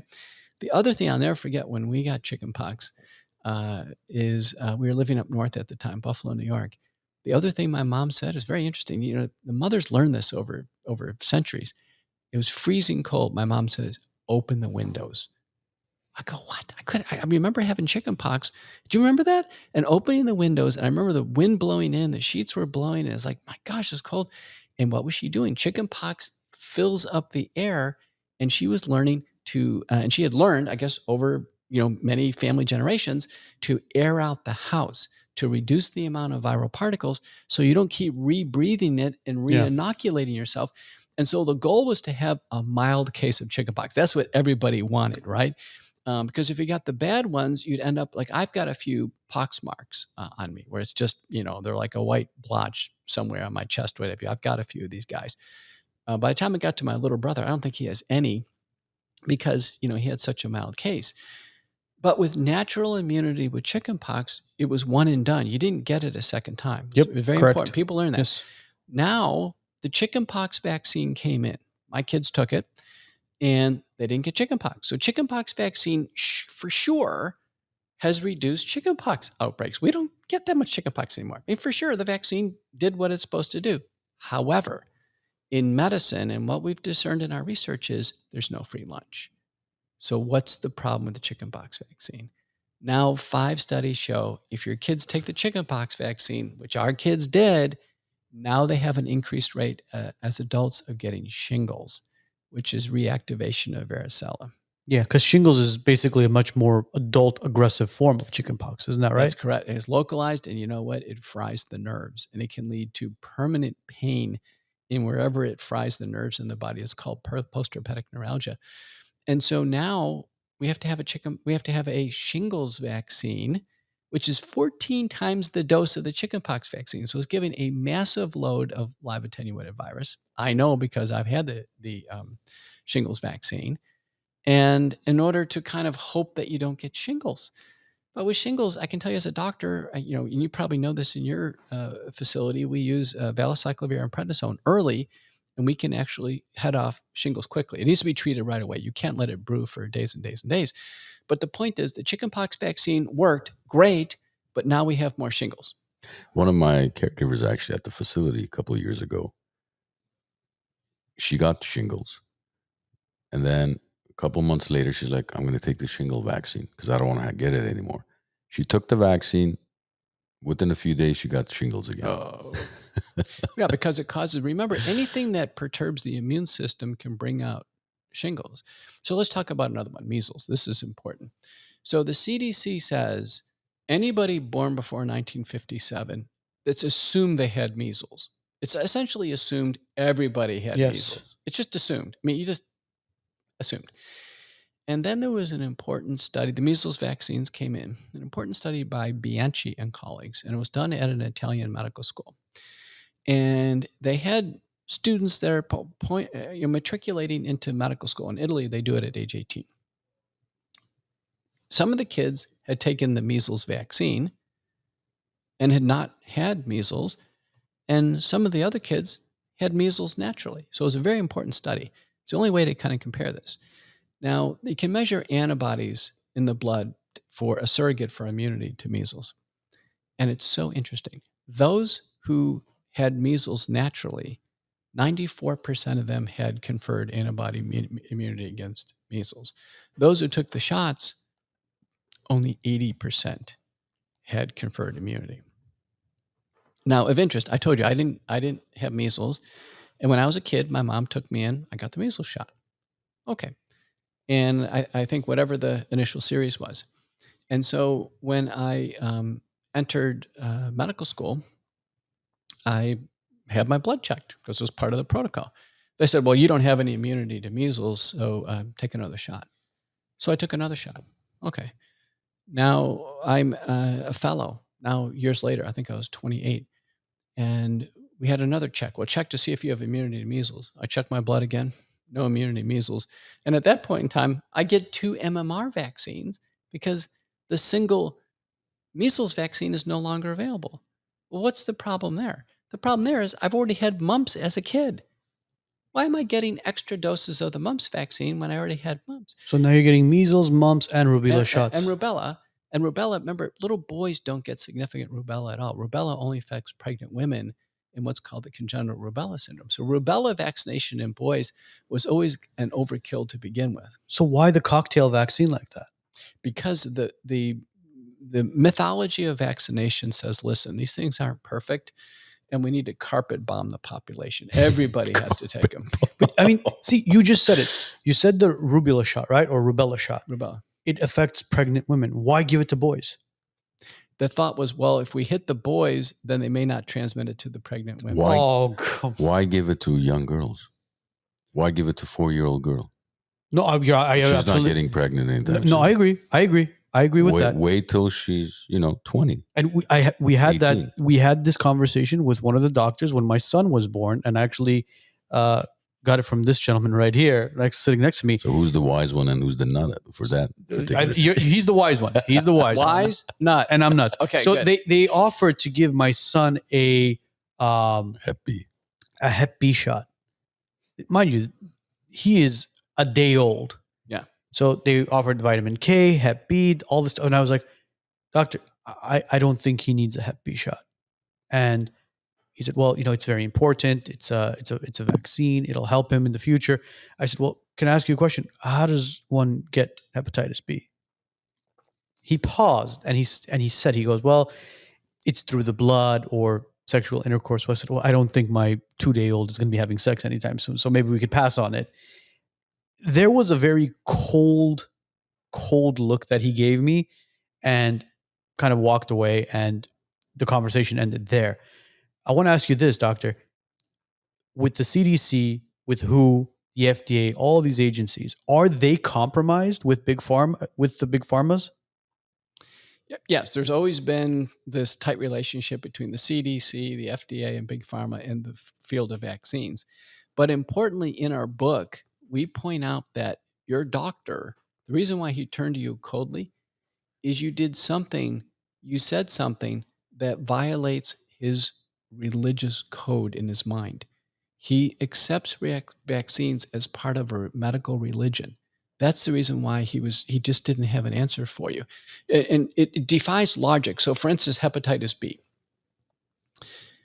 It's been studied, and you're right. The little kids have no threat of hepatitis B. We only need to give it in a woman who has hepatitis B or an active IV drug abuser. We haven't had a chance to test. All the mothers are tested for hepatitis B as part of routine. So we know for sure the kids are not under threat of hepatitis B. It's been studied that if a child takes the current routine schedule, when they become teenagers and they do have sex or they do drugs or something like this, they don't have any protection. It's already run out. So hepatitis B is an example. It's just given at the wrong time. Now, I took the hepatitis B shot when it came out because I'm dealing with scalpels and blood, and there could be an IV drug abuser coming in for a surgery, and things are uncontrolled. And I've had significant needle stick injuries. And so I want every bit as protection as I can because we don't have a medical treatment for hepatitis B. So if you're going to become an ENT, a cop, a fireman, a doctor, a nurse, yes, hepatitis B at the age appropriate time. A principle of vaccines is they're far safer. The childhood vaccines are far safer when they're given at older ages. You give a little baby a hepatitis B vaccine, you're just asking for trouble. What if there's a high fever and there's some brain damage or a seizure from the fever? It's not worth it. Give it to them when they're starting nursing school. And so one of the things we've seen with vaccines is the idea is, well, let's cram them all into childhood because we have the children, in a sense, on these routine well baby checks. And you can't go to school unless you're fully vaccinated, which is one thing that we're dealing with right now because my son is not vaccinated. And in order for him to attend any sort of public school, the first thing they ask for is his vaccine card. Is he up to date on all of his shots? He's not vaccinated at all? At all. Completely unvaccinated? Completely. Is he healthy? He's your typical boy. He's very healthy. So this is very important. We're now up to 9 studies in the current day, not 100 years ago, but 9 studies in the current environment of clean air, clean water, good care, quality health care, etc., of what we think are essentially unvaccinated children. The hardest thing to do is prove a kid is completely unvaccinated because vaccines are slipped in at school programs and other things. But 9 studies that show a child born today who's healthy at baseline is healthier over time if they take no vaccines compared to their vaccinated counterparts. And the most recent example citable is by Mawson and colleagues using the Florida Medicaid system. So 49,000 kids in Medicaid in Florida, and about 10% have no Medicaid visits for any vaccines as a proxy for being unvaccinated, compared to vaccinated counterparts, the other 90%. And the kids who are unvaccinated had much, much lower rates of neuropsychiatric disorders, such as attention deficit disorder, autism, tics, seizures. This is very important. There's 9 studies showing this. So the question on the table is, and this is a sickening thought, could excessive vaccination over recent decades, could it be related to the autism epidemic? I don't think it's only autism epidemic. It's also guarantees that majority of the population will become lifetime members of the healthcare system, where they're going to develop a ton of autoimmune and chronic diseases throughout their life. And that's what I think we've also been seeing is because of the massive vaccinations, a lot, a lot more adults, younger adults, are having autoimmune issues. Like you said, a lot of autism in kids, but other chronic illnesses too. It's not just. I don't think it's just autism. I think it's causing a whole array of viruses, diseases that some of them may not even be evident today.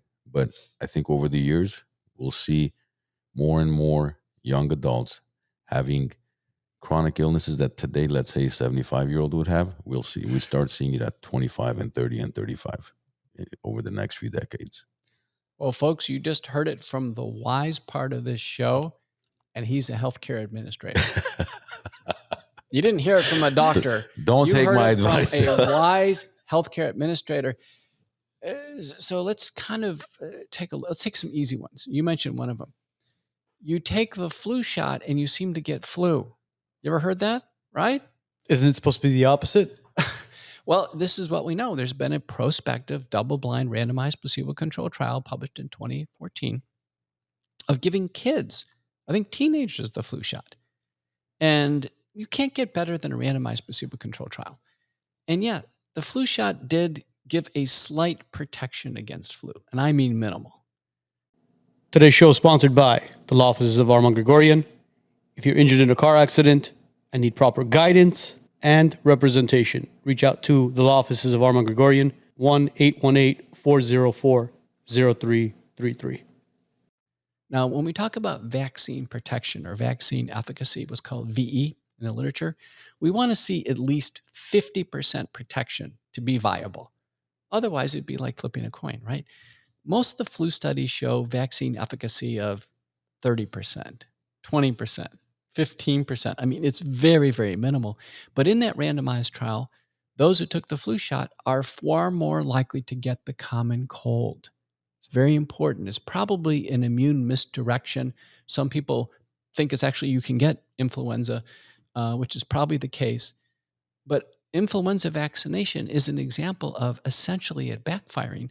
Now, a recent paper from Shrestha and colleagues, Cleveland Clinic, showed among 51,000 Cleveland Clinic workers, those who took the flu shot were more likely to get the flu.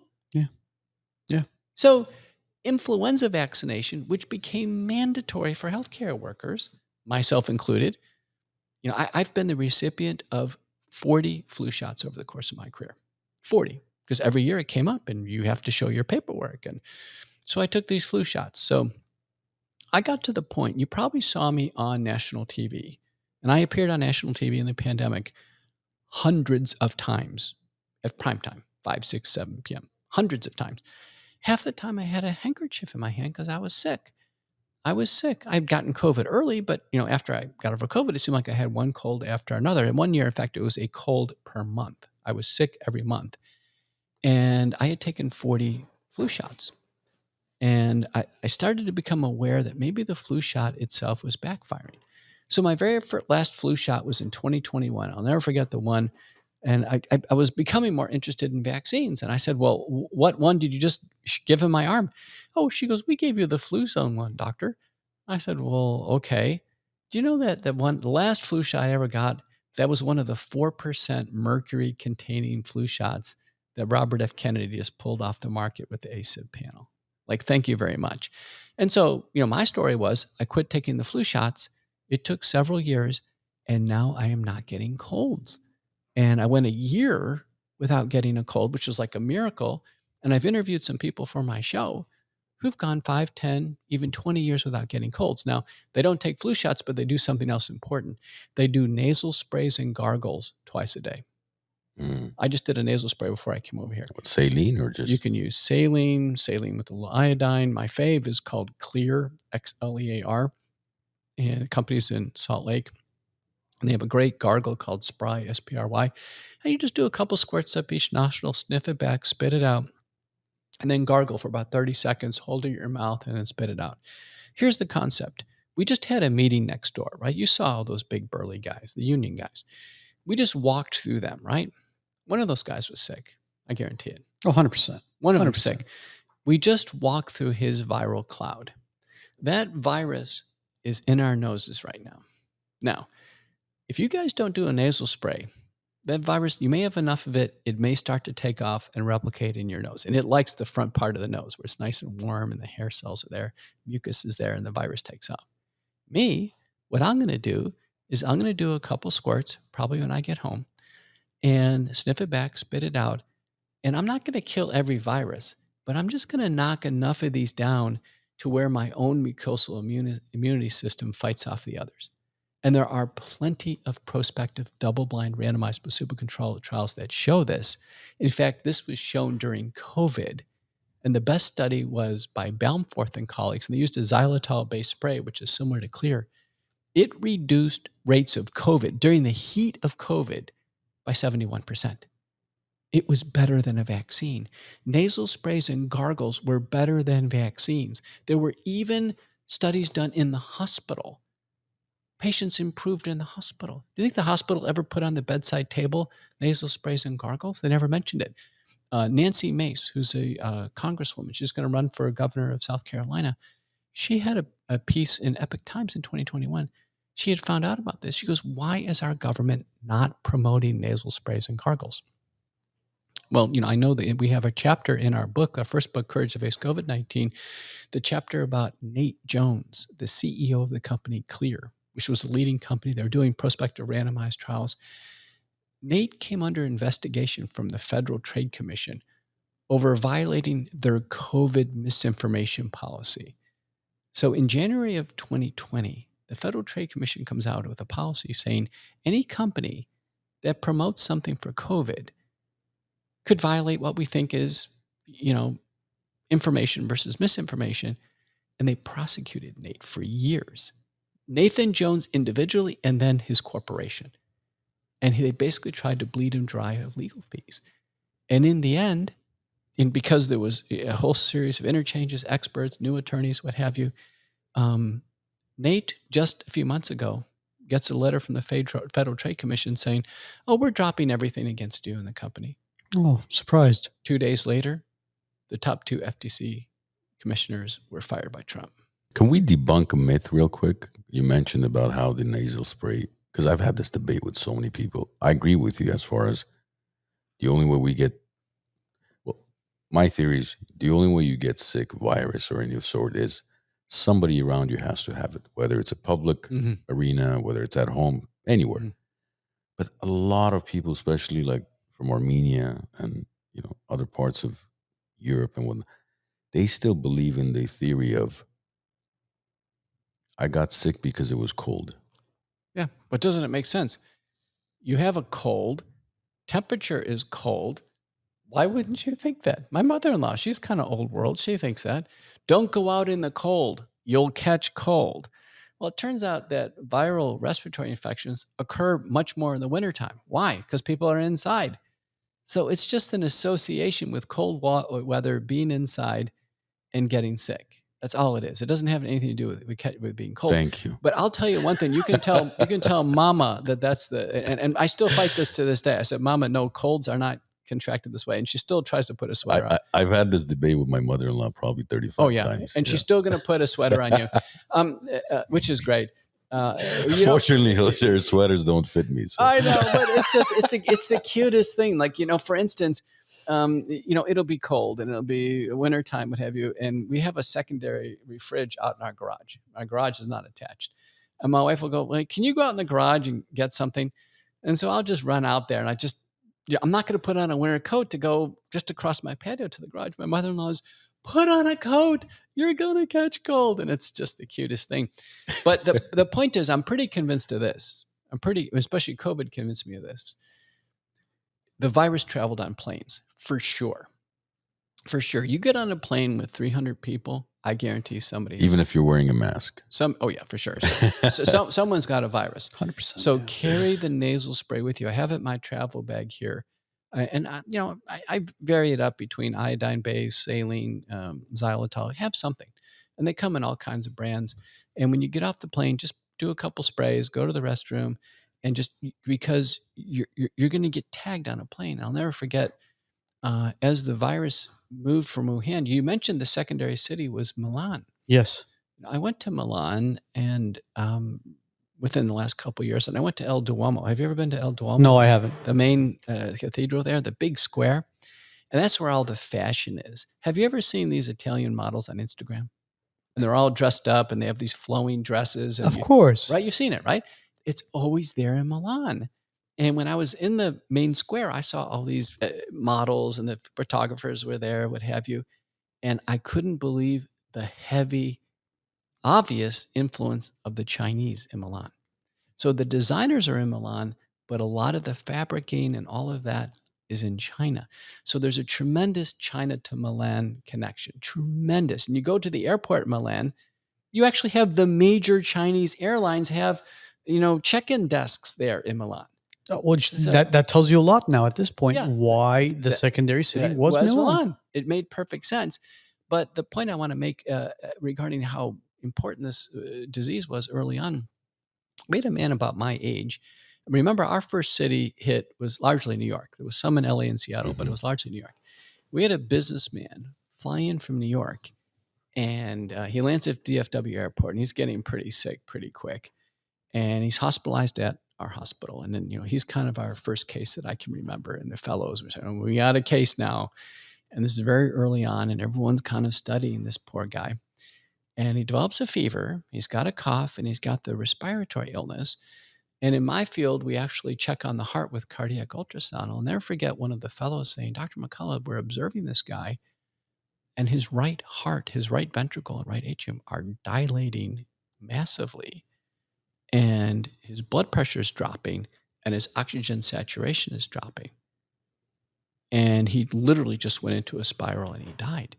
That's the classic picture of blood clots filling up in the lungs. That's not the classic picture of pneumonia. That's not how a patient with pneumonia dies.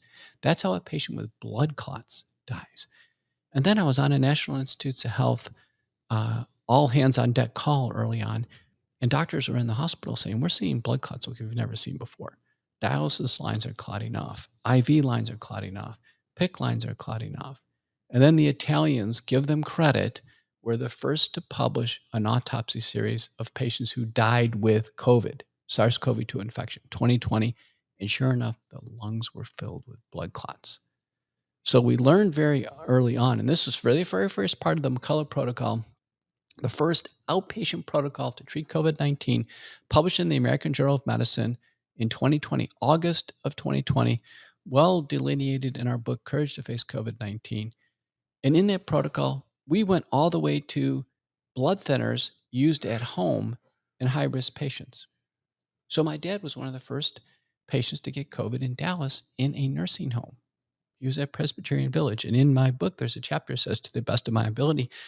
And what was put to me was, what am I going to do? Now my dad has COVID. He has dementia. He's got a pelvic fracture. He's flat on his back. He's a goner. He's so compromised, he can't even sit up and take a deep breath. He's a goner. Am I going to follow Anthony Fauci and the government protocol, which says do nothing? Don't give them an ounce of treatment until they come into the hospital. Still don't do anything until they need oxygen. Then you can start the very first drug, remdesivir. Am I going to do that in my dad? Or am I going to step up and do something? Be a real doctor? And that's what I did. Is that where the spike detox comes from? That was the original McCullough protocol. That's how to treat COVID. Back then, all we had was hydroxychloroquine. We had azithromycin. We had vitamin D. We had zinc. It was a beautiful day in Dallas. It was March or April. And they had moved him to this kind of administrative building that they made as a makeshift COVID ward. And I said, open the windows. They go, we never open the windows in nursing homes. I said, open the windows, get fresh air in. He's going to get cold. I said, put a sweater on him. Open the windows. And he's like, I'm cold. I said, Dad, we're opening the windows. You're going to get fresh air 24/7. We gave him the early version of the McCullough protocol, but very importantly, had him on blood thinners. Put him on blood thinners. I said, you know what? We're going to prevent these blood clots. And it worked. And so he was safe.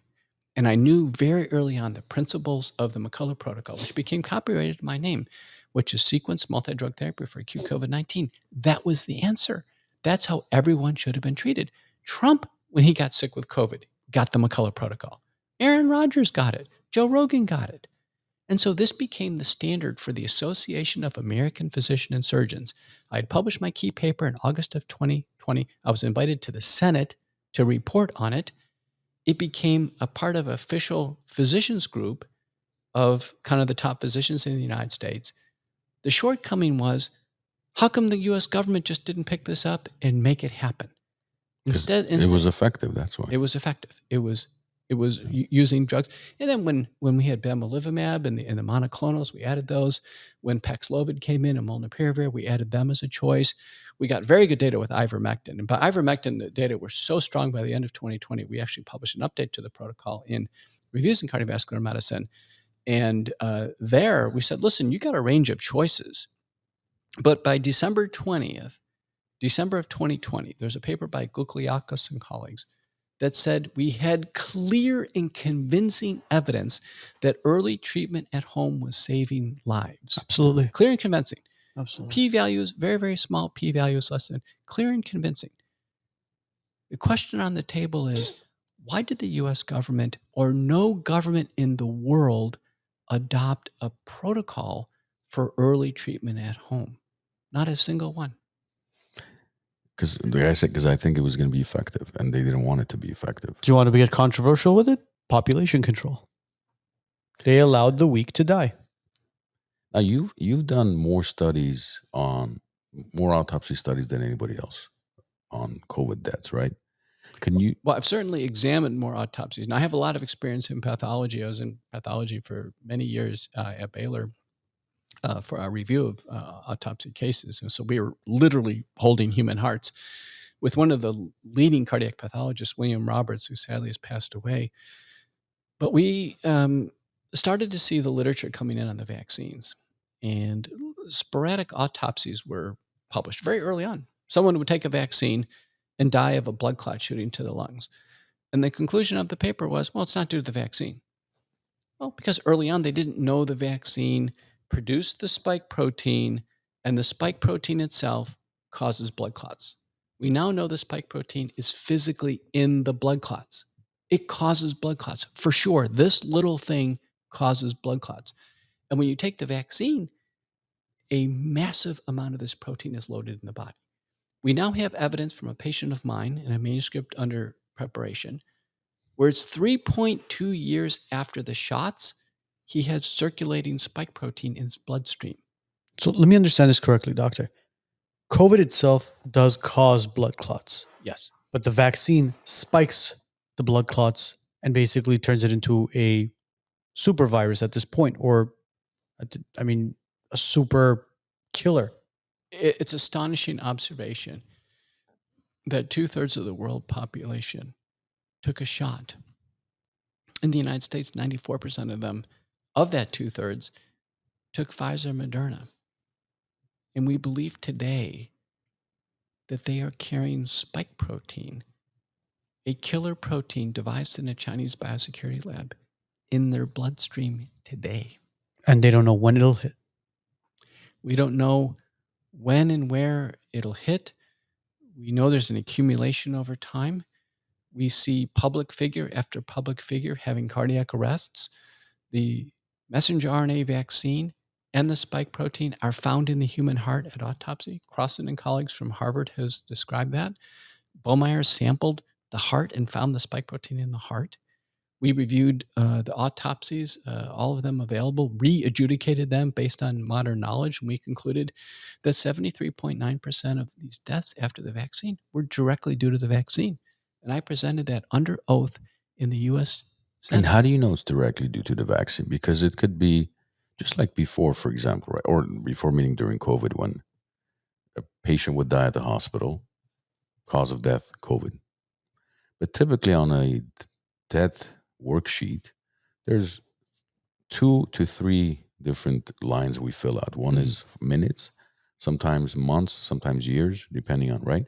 Usually cardiovascular is the minutes, and then years could be COPD or whatever the other comorbidities are or cause of death. But during COVID, it was always cause of death, COVID, if the patient happened to have COVID during death. So now with your you studying these autopsies, the 320 some that you reviewed, how are you certain it's not just a correlation? It's actually the cause of death?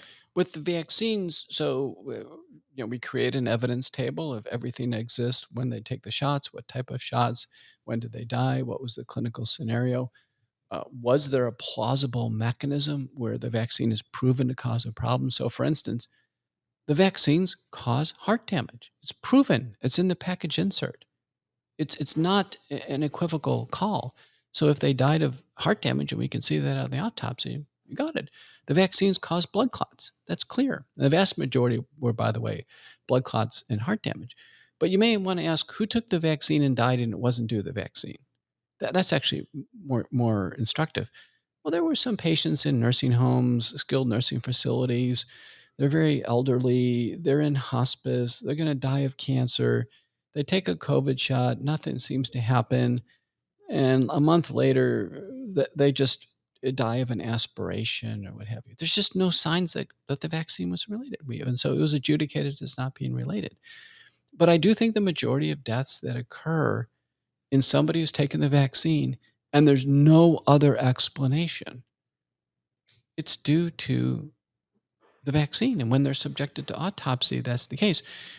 In death, before the pandemic, the cause of death is known in the vast majority of cases. So 40% of us will die of heart disease, 40% will die of cancer, and 20% will die of other causes. But the point is, it's always known. So when someone dies of heart disease, the typical story is they had a long history of heart failure, they had a bypass surgery, they had stents, they had a defibrillator, a pacemaker in, like it's known. When someone dies of cancer, they've had a long battle with cancer. They went through chemotherapy, it's known. If someone dies of other causes, it's a known drug overdose. It's a known suicide. It's a known motor vehicle accident. It's a known thing. This death, and there's no explanation. Oh, there's a movie star. They just died. There's a new country western singer. They just died. Athletes. Athletes, Recently, you're seeing more and more athletes having heart issues. Yeah. They just, Christian Eriksen, who plays for Denmark, an amazing soccer player who's practically on, he's running up and down the field for 90 minutes, had a heart attack on the field.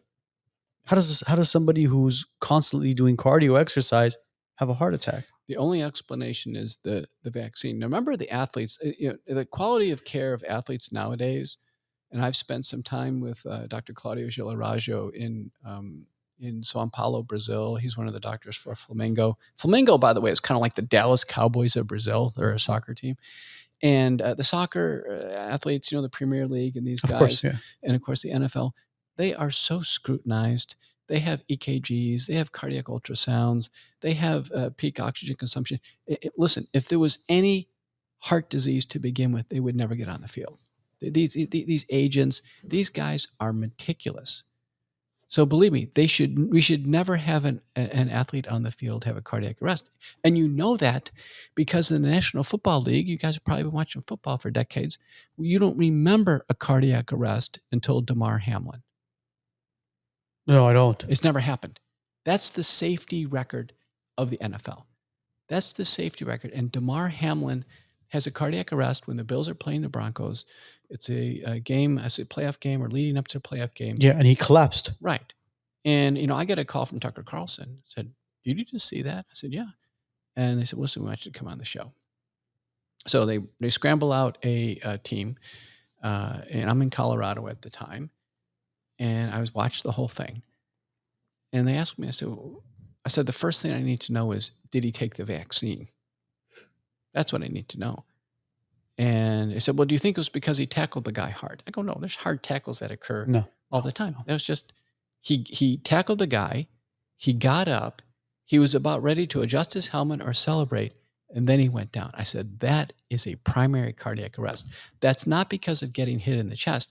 When you get hit in the chest, an unprotected chest breastbone with a hockey puck or a baseball, typically 100 miles an hour or more, there can be, on the wrong time of the cycle, it's a freak accident, there can be immediate ventricular fibrillation. They go down immediately. You don't stand up after you take a baseball to the chest and celebrate. You go down. So commotio cordis was instantly ruled out. And they asked me, Was that commotio cordis? I go, it's ruled out by mechanism of injury. Plus, they have breastplate protectors on the chest, and the helmet is too broad to have that focused electrical impact, right? So commotio cordis is ruled out. I said, I need to know if you took the vaccine. Now, an interesting backstory to this is the other thing I said on Tucker Carlson. I was the only medical expert to say this anywhere. Everyone else was painting crepe. He's a goner. He's in the ICU. He's brain dead. You remember that? Well, not only that, during his press conferences when he got out, the media did a phenomenal job of making sure he mentioned nothing about the vaccine. Well, that's true. But I remember some of my colleagues at Fox, and I'm pretty sure it was Mark Siegel who did this, and people were saying, he's brain dead. He's brain dead. He may not pull out. And I went on Tucker Carlson that night, and I said, yeah, he's had a cardiac arrest. It looks like he's had excellent care, and he's going to walk out of the hospital and be just fine. And everyone said, oh my God, Dr. McCullough, how do you know that? How do you know that? And there's a real interesting backstory on this. So when it happened, I was watching the game, and I happened to have a friend who's considered probably one of the top trainers in college football was at the game, Chris Gillespie. And Chris was watching everything that was going on, and we were texting. And they said, okay, they got Hamlin. They've defibrillated him. It looked like, by the way, he had just had some Gatorade, and he probably aspirated when they were doing CPR. And so there was too much fluid there. You just knew something was going to go down the lungs. But they shocked him. They were doing CPR. They get him into the paramedic unit, and then they actually went into the tunnel at the stadium there in Cincinnati, and the paramedic unit just sat there forever. And I'm texting back and forth. I go, what are they waiting for? I mean, they need to go lights and sirens to the hospital immediately, because when someone's had a cardiac arrest, there's about a 50% chance there's going to be another one in the next few minutes or hours. You just don't sit in the tunnel for minutes and minutes and minutes and minutes. And they were just sitting there. And he goes, I don't know what's going on. Maybe they're doing CPR on him. Maybe it's not looking too good. And then he texts me, he goes, oh, I figured out why they were waiting. They were getting his mom out of the stands. So they were waiting for mom while this man had cardiac arrest, went through cardiac arrest. Here's the secret. They would have never waited for mom if he wasn't perfectly stable. So they had shocked him. I'm sure they had a good blood pressure. They had sinus rhythm. He was stable at this point. He was perfectly stable in the paramedic unit. They were waiting for mom. They pick up mom. Then they go to the hospital. So I knew all that. I told Tucker he's going to walk out of the hospital just fine, and sure enough, he does. It's a little cheating, but I've done a lot of publishing on cardiac arrest. Yeah. And let me tell you, if someone has a cardiac arrest, we defibrillate them promptly. Blood pressure comes up promptly, and they have neurologic function. They're going to be fine. Doctor, what are your thoughts on Dr. Fauci's legacy at this point? Which part? He wrote his own legacy. This is astonishing.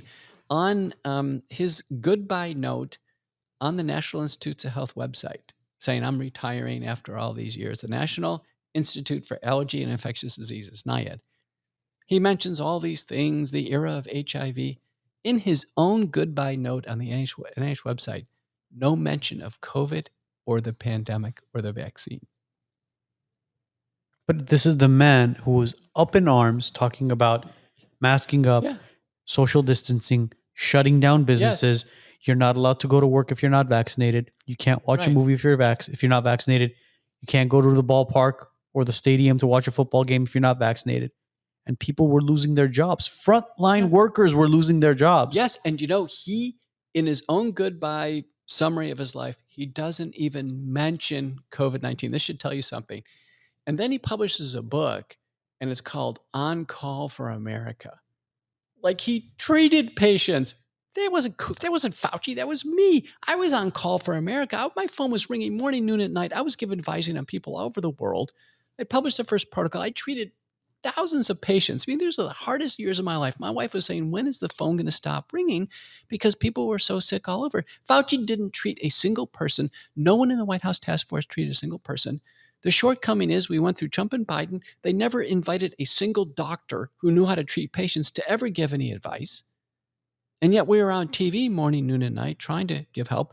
Finally, it became so frustrating. By 2023, we formed the wellness company. I'm the chief scientific officer. You know what we did? We said, forget this. We're making emergency kits. People can buy emergency kits. We're never going to get burned like this. The wellness company is on call for America now, not Fauci. And, this backstory on this 10-year pardon for Fauci or clemency, the backstory is Fauci approached Biden for the Pardon. Why would you ask for a Fauci- pardon if you haven't done anything wrong? And why would you get it preempted pardon dating back 2014? It covers this important era The gain of function. on the gain of function, the creation of SARS-CoV-2. And in my book, Courage to Face COVID-19, we outline what crimes could Fauci have committed. The first one is clear. I think this one would be clear as day. Fraud. He lied to the country on the origins of SARS-CoV-2. He lied to the country on many aspects of the pandemic. He lied directly to Trump and to Biden. And then the second big one is mass negligent homicide. People's lives were lost because of Fauci through two mechanisms. The first is suppression of treatment. Fauci actively suppressed any hope of early treatment. And then he relentlessly pushed the vaccines. And the vaccines themselves cost lives. They didn't save lives. The vaccines caused people to lose their lives. And Fauci was a part of this. And his being granted clemency, a preemptive 10-year pardon, is prima facie evidence that the COVID-19 pandemic era was an era of corruption, of criminality, and of great harm to the world's population. It was a money grab by Big Pharma and by these whales. Are insurance companies giving you the runaround? Don't settle for less. Public Assist fights for you, not the insurance companies.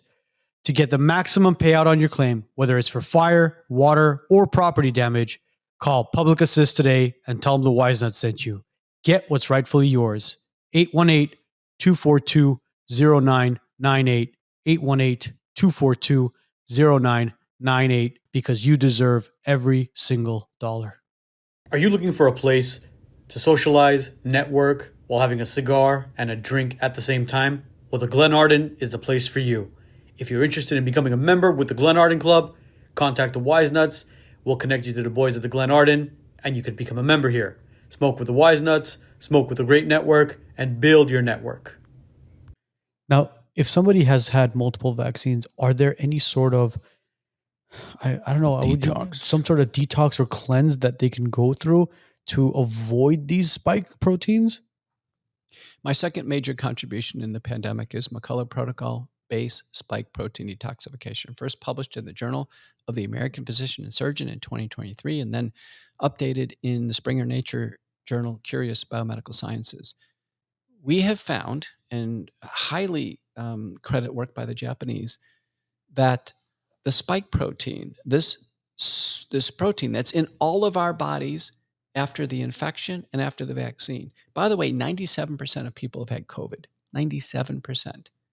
We know by USA Facts that 81% of Americans took at least one shot. 70% of Americans took 2 shots. So everybody who's had the infection or the shots or both has this protein in their body to some degree. We do blood testing now to confirm it. But the protocol involves, the human enzymes can't seem to break down the spike protein. It's resistant to breakdown. This is a big problem. Any other protein, staphylococcal protein, tetanus toxoid, pneumococcal proteins, we break them down. We can't break down this sucker because it comes from a synthetic genetic code. But natural enzymes can. The natural enzymes for sure that can do it are nattokinase and bromelain. We use another natural ingredient, curcumin, to block the inflammation from the spike protein. And that's in a combination product from the wellness company called the Ultimate Spike Detox. Very important. It's probably the most widely used commercial product now in the entire pandemic era.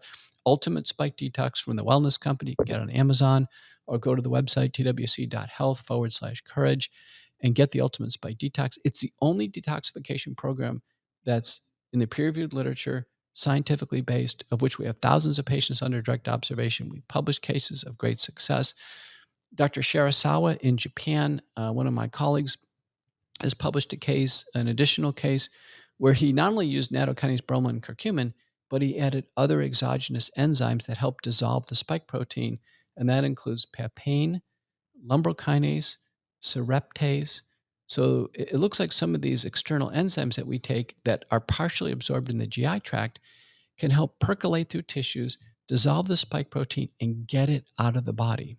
There's an emerging source of data coming from Europe that a structured form of N-acetylcysteine, an antioxidant, can also denature the spike protein and let the body clear it. So that method seems to work. And then I think there are 2 non-medicinal methods that help clear the spike protein.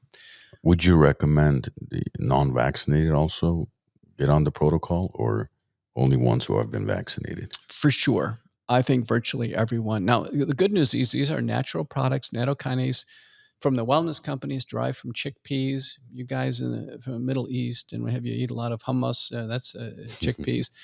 It used to be derived from soy, but there people had soy allergies, so they changed to chickpeas. The bromelain is derived from pineapple. I had some pineapple today, early at the hotel. And then curcumin is derived from turmeric. That's a natural product. You know, Asian Indians eat a tremendous amount of turmeric. That's perfectly fine. So these are natural products. They have good other healthy aspects to them. And nattokinase is anti-atherosclerotic, helps clear out blockages. Curcumin is anti-cancer, anti-arthritic. So like, why not take a healthy supplement anyway that has very good data against the spike protein? So let me give you my own scenario. I had 3 episodes of COVID. I didn't take the shots. But my last episode of COVID, I was left with, I coughed for 4 months. I've been seeing a lot of patients. My wife was sick too. And I just didn't feel well afterwards. My ears were ringing. Oh my gosh, louder. I get up in the morning. I could barely hear myself think. My ears were ringing so loud. And that's a classic side effect from the spike protein. So I measured my antibodies against the spike protein in a blood test. Sure enough, I'm 2,300. Now, a safe level is thought to be less than 1,000. It'd be great if it was 0. There's no response to spike at all. But I undergo the spike detoxification protocol, and after about 9 months, my number is down to about 900. So I dropped it over half. I'm down below 1,000, and I'm in great news. Now, I have patients with heart damage, blood clots, neuropathies, strokes, and their antibodies against the spike protein are 5,000, 10,000, 25,000. They're loaded with this stuff after the vaccine. Loaded. Yet other people are unharmed. So my mother-in-law took 2 Pfizer shots because she was in Toronto. We were trying to get her out of Toronto. She never felt them in the arm. She goes, I never felt anything. Never had a single side effect of any type with the vaccine. I told my wife, I said, this is a miracle. Mama's not having any problems with the shots. So I said, we got to measure her blood test. She comes back 200. I said, you got to be kidding me. So it turns out some people who got these shots got very little of the stuff, and other people, it was loaded. And 2 studies done by Dr. Verbeke Manichi from Denmark, Copenhagen, someone who I know well now, has shown that each vial was different. So was she in the first clinical trial, or was she maybe in the second? Well, it seems to be quite variable. Some people must have gotten super concentrated vials. As a general rule, Manichi says that the earlier vials were more loaded than the later vials. So the people who got it, the early shots is where the risk was, and that's where people were going down. Now, there still are people dying after the shot. So in the United States, our CDC will not tell us how many people are taking shots today. They rely on some survey, which is kind of a cheesy thing. They actually have the records, but they won't provide. My hunch is hardly anybody's taken it. They claim 15% of people have taken it, but it's just based on a subjective survey. Like, well, yeah, I'm going to take it. But my hunch is very few, probably less than 5% of people are taking it. But having said that, even this year in 2025, since we have Trump and RFK and the new team, there's still been several hundred deaths after the vaccine of Americans.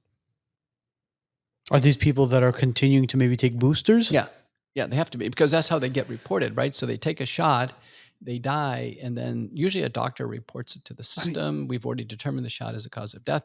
Many times the death occurs right in the pharmacy. So CVS or Walgreens has to report it. See, here's one question we want to ask you. How many people died of COVID at home? Virtually no one. So why did everybody die at the hospital? It's a very interesting observation. If this was a pandemic that was killing large numbers of people, we would have seen bodies piling up in the streets. We would have found dead bodies at home. almost to a 1 the deaths occurred in the hospital. And when I reviewed a study published in JAMA from the paramedics, they were reporting on the condition of patients. They'd pick them up at home with COVID. They were reporting that people had stable blood pressure, stable oxygen saturations, that the reason why they were going in the hospital is they panicked. They said, I've been sick for 5 days. I can't see my daughter. I'm in independent living. And they just hit the panic button, take me to the hospital. Then once they got in the hospital, what happened? People were stripped of their rights. They couldn't see their family members. They couldn't even take their own medications. If they had a low oxygen saturation, immediately they were paralyzed and sedated and put on the ventilator. And once you're put on the ventilator, you've lost all bodily control of what's going to happen to your body. Not only that, you have nobody to come and speak for you at this point because everybody has to stay away from the hospital. There's so many people that you would be FaceTiming them, watching your mother, your father, your grandfather, your grandmother, your uncles, your aunts laying in a bed on a ventilator, and you have no rights to speak for them. We're doing the best we can. You can't come and see them. We'll do whatever we can. And then when they're ready to be discharged, we'll reach out to you. But instead of discharging them, Discharging a body bag. they're discharging the body Think bag. about this. So in Dallas, we have the whole area of South Dallas is heavily Hispanic, Black, lots of what's called vertical households where you have grandchildren, parents, and grandparents in the same house. Someone would get sick with COVID and they would take care of grandmother as long as they could in the house. So everyone in the house was exposed to COVID for 3 weeks solid. And then grandmother goes in the hospital and now suddenly you can't see grandmother. You just had 3 weeks of continuous exposure to grandmother. And now you can't see your grandmother in the hospital. You literally were at the bedside for 3 weeks, but now you can't be at the bedside. And so if we've learned anything, is that we have to take a rational approach. And so a very simple thing is for a loved one is, have you had COVID? Yeah, I've had COVID. Were you at the bedside for, 3 days or more? Yeah, I was. Okay, fine, come in. What's the difference? There is no difference about being at the bedside in the hospital or being at the bedside at home. The hospital stripped people away from their loved ones. And the saddest thing is and it was largely seniors, 40% of people in the United States who died truly of COVID were beyond life expectancy. They spent their last few days and hours in complete isolation, desperate, not being able to see their pastor or their family members. Yeah.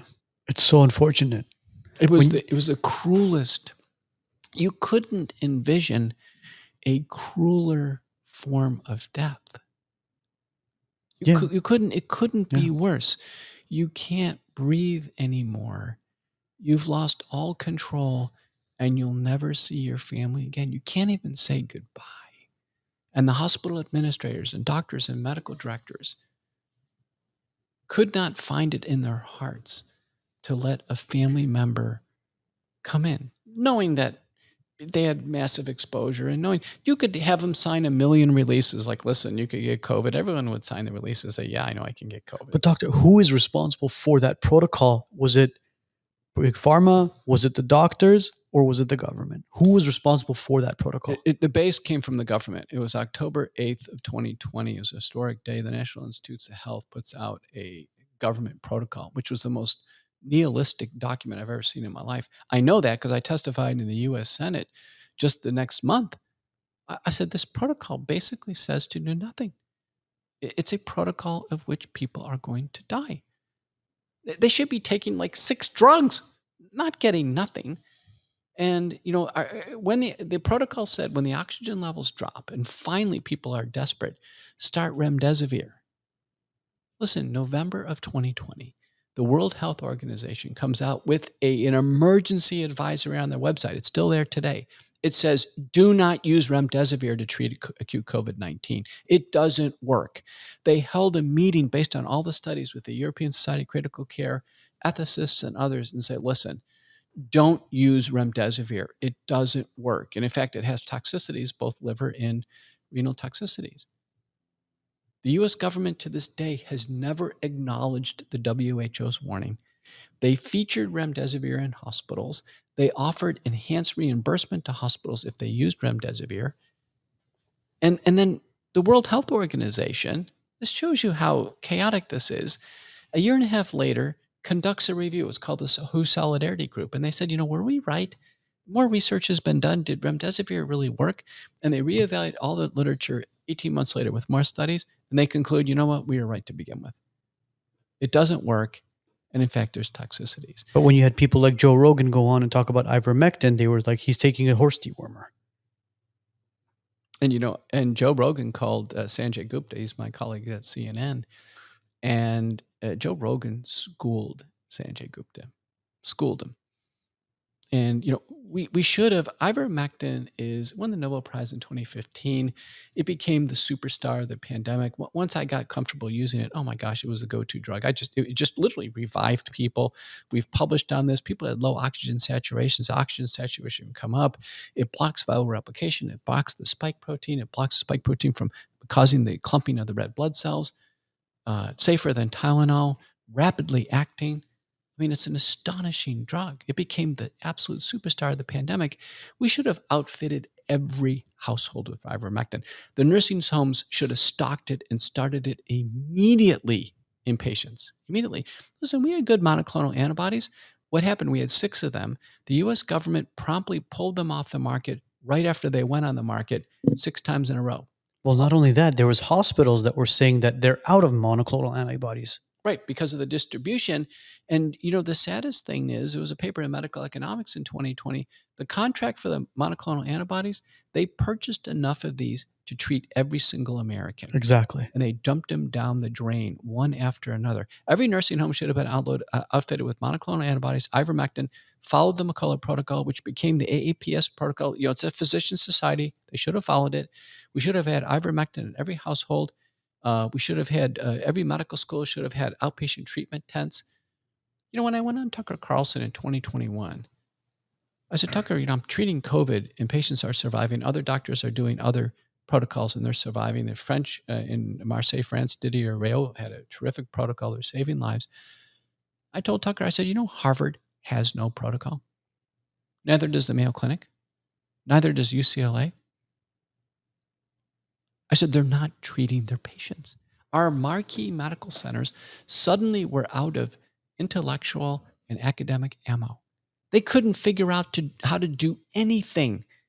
And I was part of a Harvard consortium early on in the pandemic. It's called Stop COVID. I said, terrific. They got a big grant. We're going to stop COVID. And we had a couple meetings. What are we going to do? And we were going to observe COVID. I said, well, aren't we going to stop it?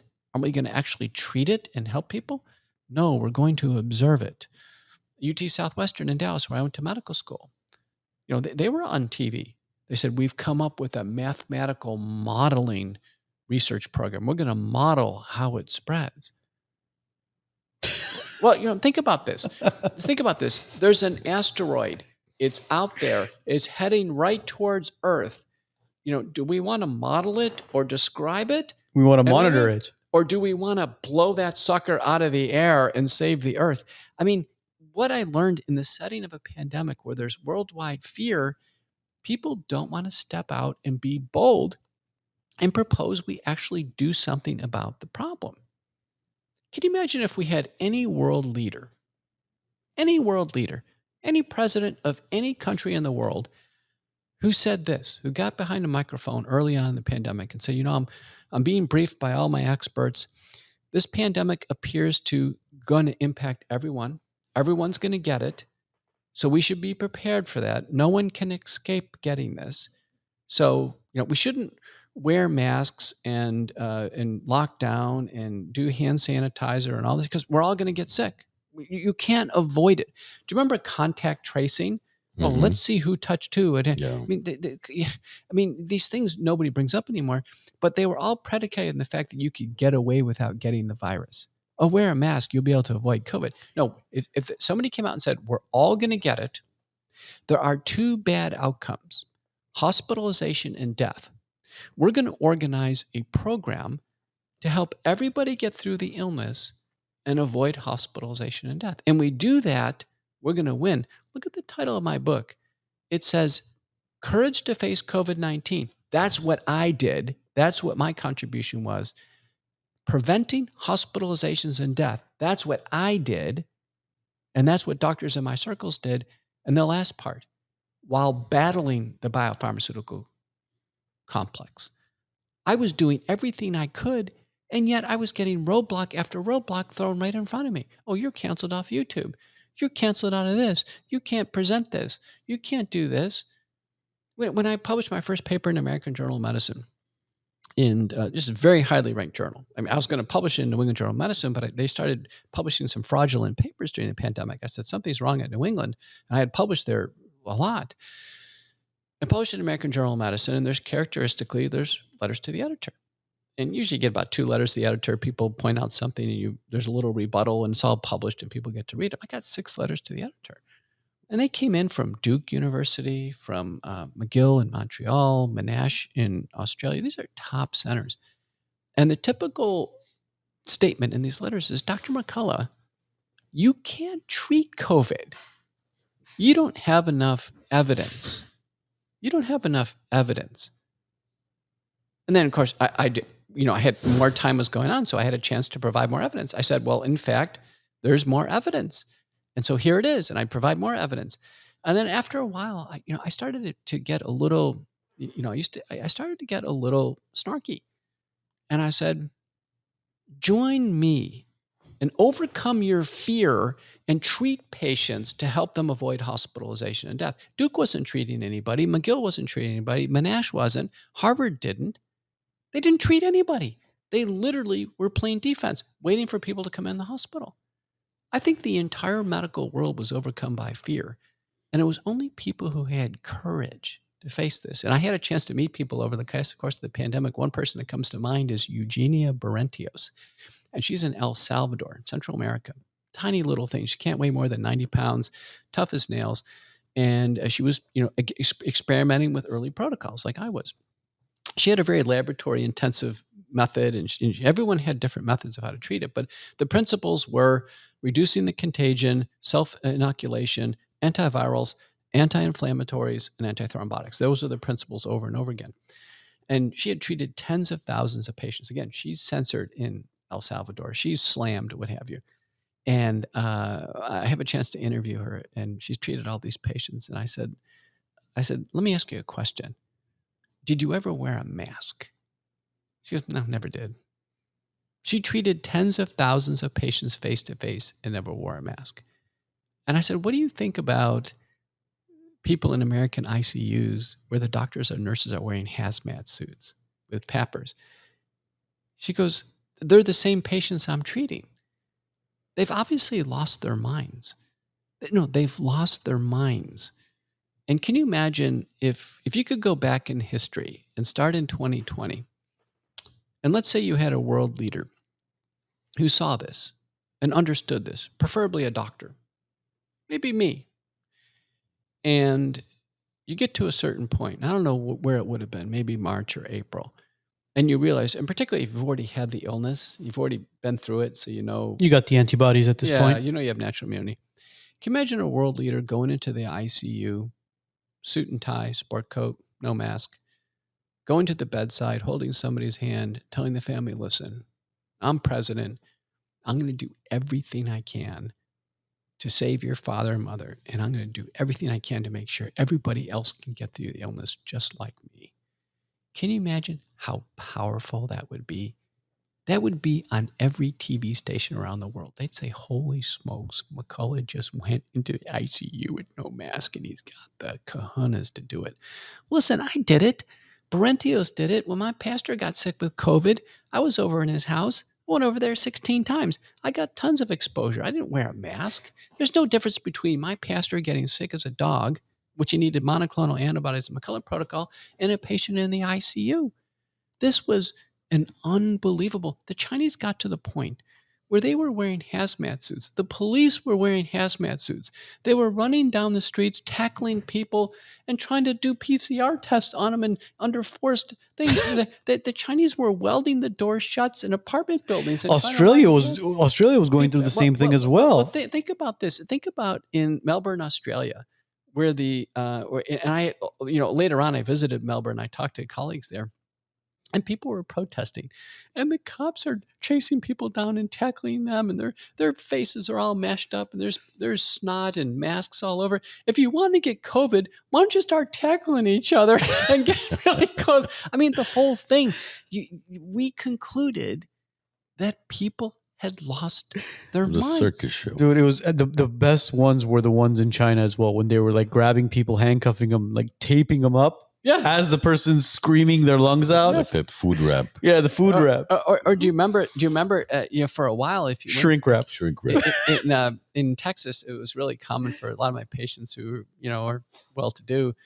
They were going nuts with the pandemic, and so our big escape hatch is to go to Cabo. So you have a lot of direct flights from Dallas to Cabo, and some of my friends are going to Cabo. Like one of my patients went there like 10 times because we just got to get out of here. This is nuts.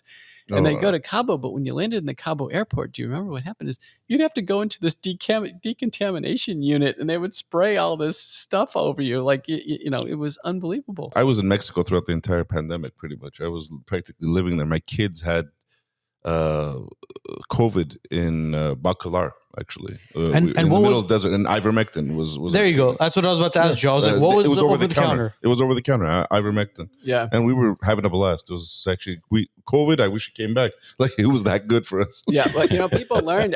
I had a good colleague who was reporting to me in Mexico City. At one point in time, the Mexico City is a really big place. The hospitals were quite full. And I was talking to him. I said, "What's going on?" He goes, "Well, we finally got into treating with ivermectin. We're clearing out the hospitals." Well, doctor, I know we could sit here and talk to you for hours and hours about COVID, about everything that's been going on for the past 5 years, but we definitely want to have you back to talk about not only the past, but what's in store for us in the future as well. We greatly appreciate everything you've done. We've been following you since, as we mentioned, since 2018, since 2019, and obviously heavily into 2020 during the pandemic. Thank you for everything that you've done. Thank you for speaking out against the corruption that's taking place in the health industry.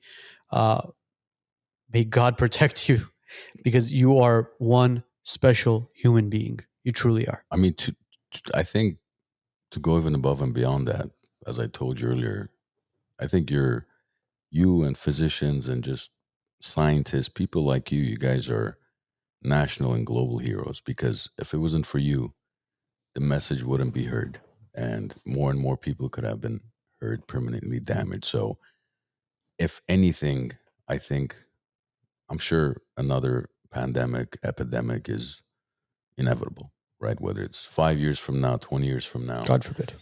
Well, it's going to happen. Unfortunately, that more and more people need to be encouraged by courageous individuals such as yourself to stand up against government, against the system, because that's the only thing that's going to save humanity. Otherwise, if we allow them to control everything, I don't think they want anything that's good for us. So, like he said, may God protect you. You truly are a national hero in our eyes for what you did, for all the sacrifices you made, because I know it wasn't easy with the legal battles and canceling and everything you had to go through to be sitting here with us today. So we truly appreciate your courage and everything you've done. Ladies and gentlemen, Dr. Peter McCullough's books are available on Amazon as well. Grab one, order it, read it, educate yourselves. We talked about this in 2020. People called us crazy. And here we are. Here we are 5 years later, sitting with an actual doctor talking about what the hell happened in 2020 and all the BS behind it. Well, guys, let me say thank you. It's been such an honor to be on the program. And you're both wise. You're not nuts. Your followers are not nuts. In fact, we've lived through a tremendous time of great controversy. And I think for the first time, we saw government actions taken all over the world that hurt their own people. And we are now still reeling with that revelation, with that concept of how could it have happened? What can be done to prevent this in the future? And will there be any justice? So I know on my side, the arc of my career has been indelibly changed. I remain bold and relentless. I don't ask for a single interview. I don't ask to go on TV, but I will do so when requested, because I have put all of my efforts, my professional efforts and scholarship behind helping people get through this difficult time. And I agree with you. I don't think this is over with. Every single official, we've talked about them, Fauci and Peter Hotez and the World Economic Forum and the World Health Organization and the Coalition for Epidemic Preparedness and Innovation, they say there will be another pandemic. Yeah. And it'll happen soon. It's called Disease X, and it will come out of a biosecurity lab. So we're doing this to ourselves with research on these what's called dual pathogens, or Biden calls them pathogens of dual purpose, meaning they can hurt populations, but they can also help us invent countermeasures. I think it's incredibly dangerous time to be alive. I hope that myself, both of you, your group here, your followers can play a role in kind of righting the ship here. The ship is kind of teetering somehow. We've seen this happen. Can we get it back upright and get people thinking logically for the safety and benefit of us all? I'm Dr. Peter McCullough. Thank you so much for having me. Thank you so much, Doctor. Just remember one more thing, guys. This episode will air August 13th. There is an outbreak of some sort of another strain of COVID in China right now. China is going through a lockdown. We do not want to fall for this again. Listen to the right doctors. Don't listen to people who are not physicians, government officials, none of that stuff. Just be aware of it. Stay safe. And at this point, may God help us all. Today's episode will be up and running on all major platforms, mañana, Spotify, Apple Podcast, YouTube, everywhere. Hang on. Where did you get your shirt? Oh, Where did you get your shirt? Oh, you want to get my shirt? Well, our new merchandise is available, guys. You can go to wisenutspodcast.com. Our latest shirt that just dropped, kind of controversial. I don't know if I should say it or not. Yeah, you can. They should order it if they want to read it. Yeah, you guys should order if you want to read it. So new merch is available, wisenutspodcast.com. Guys, we'll see you next week. Have a great week. Have a great weekend. We'll see you then.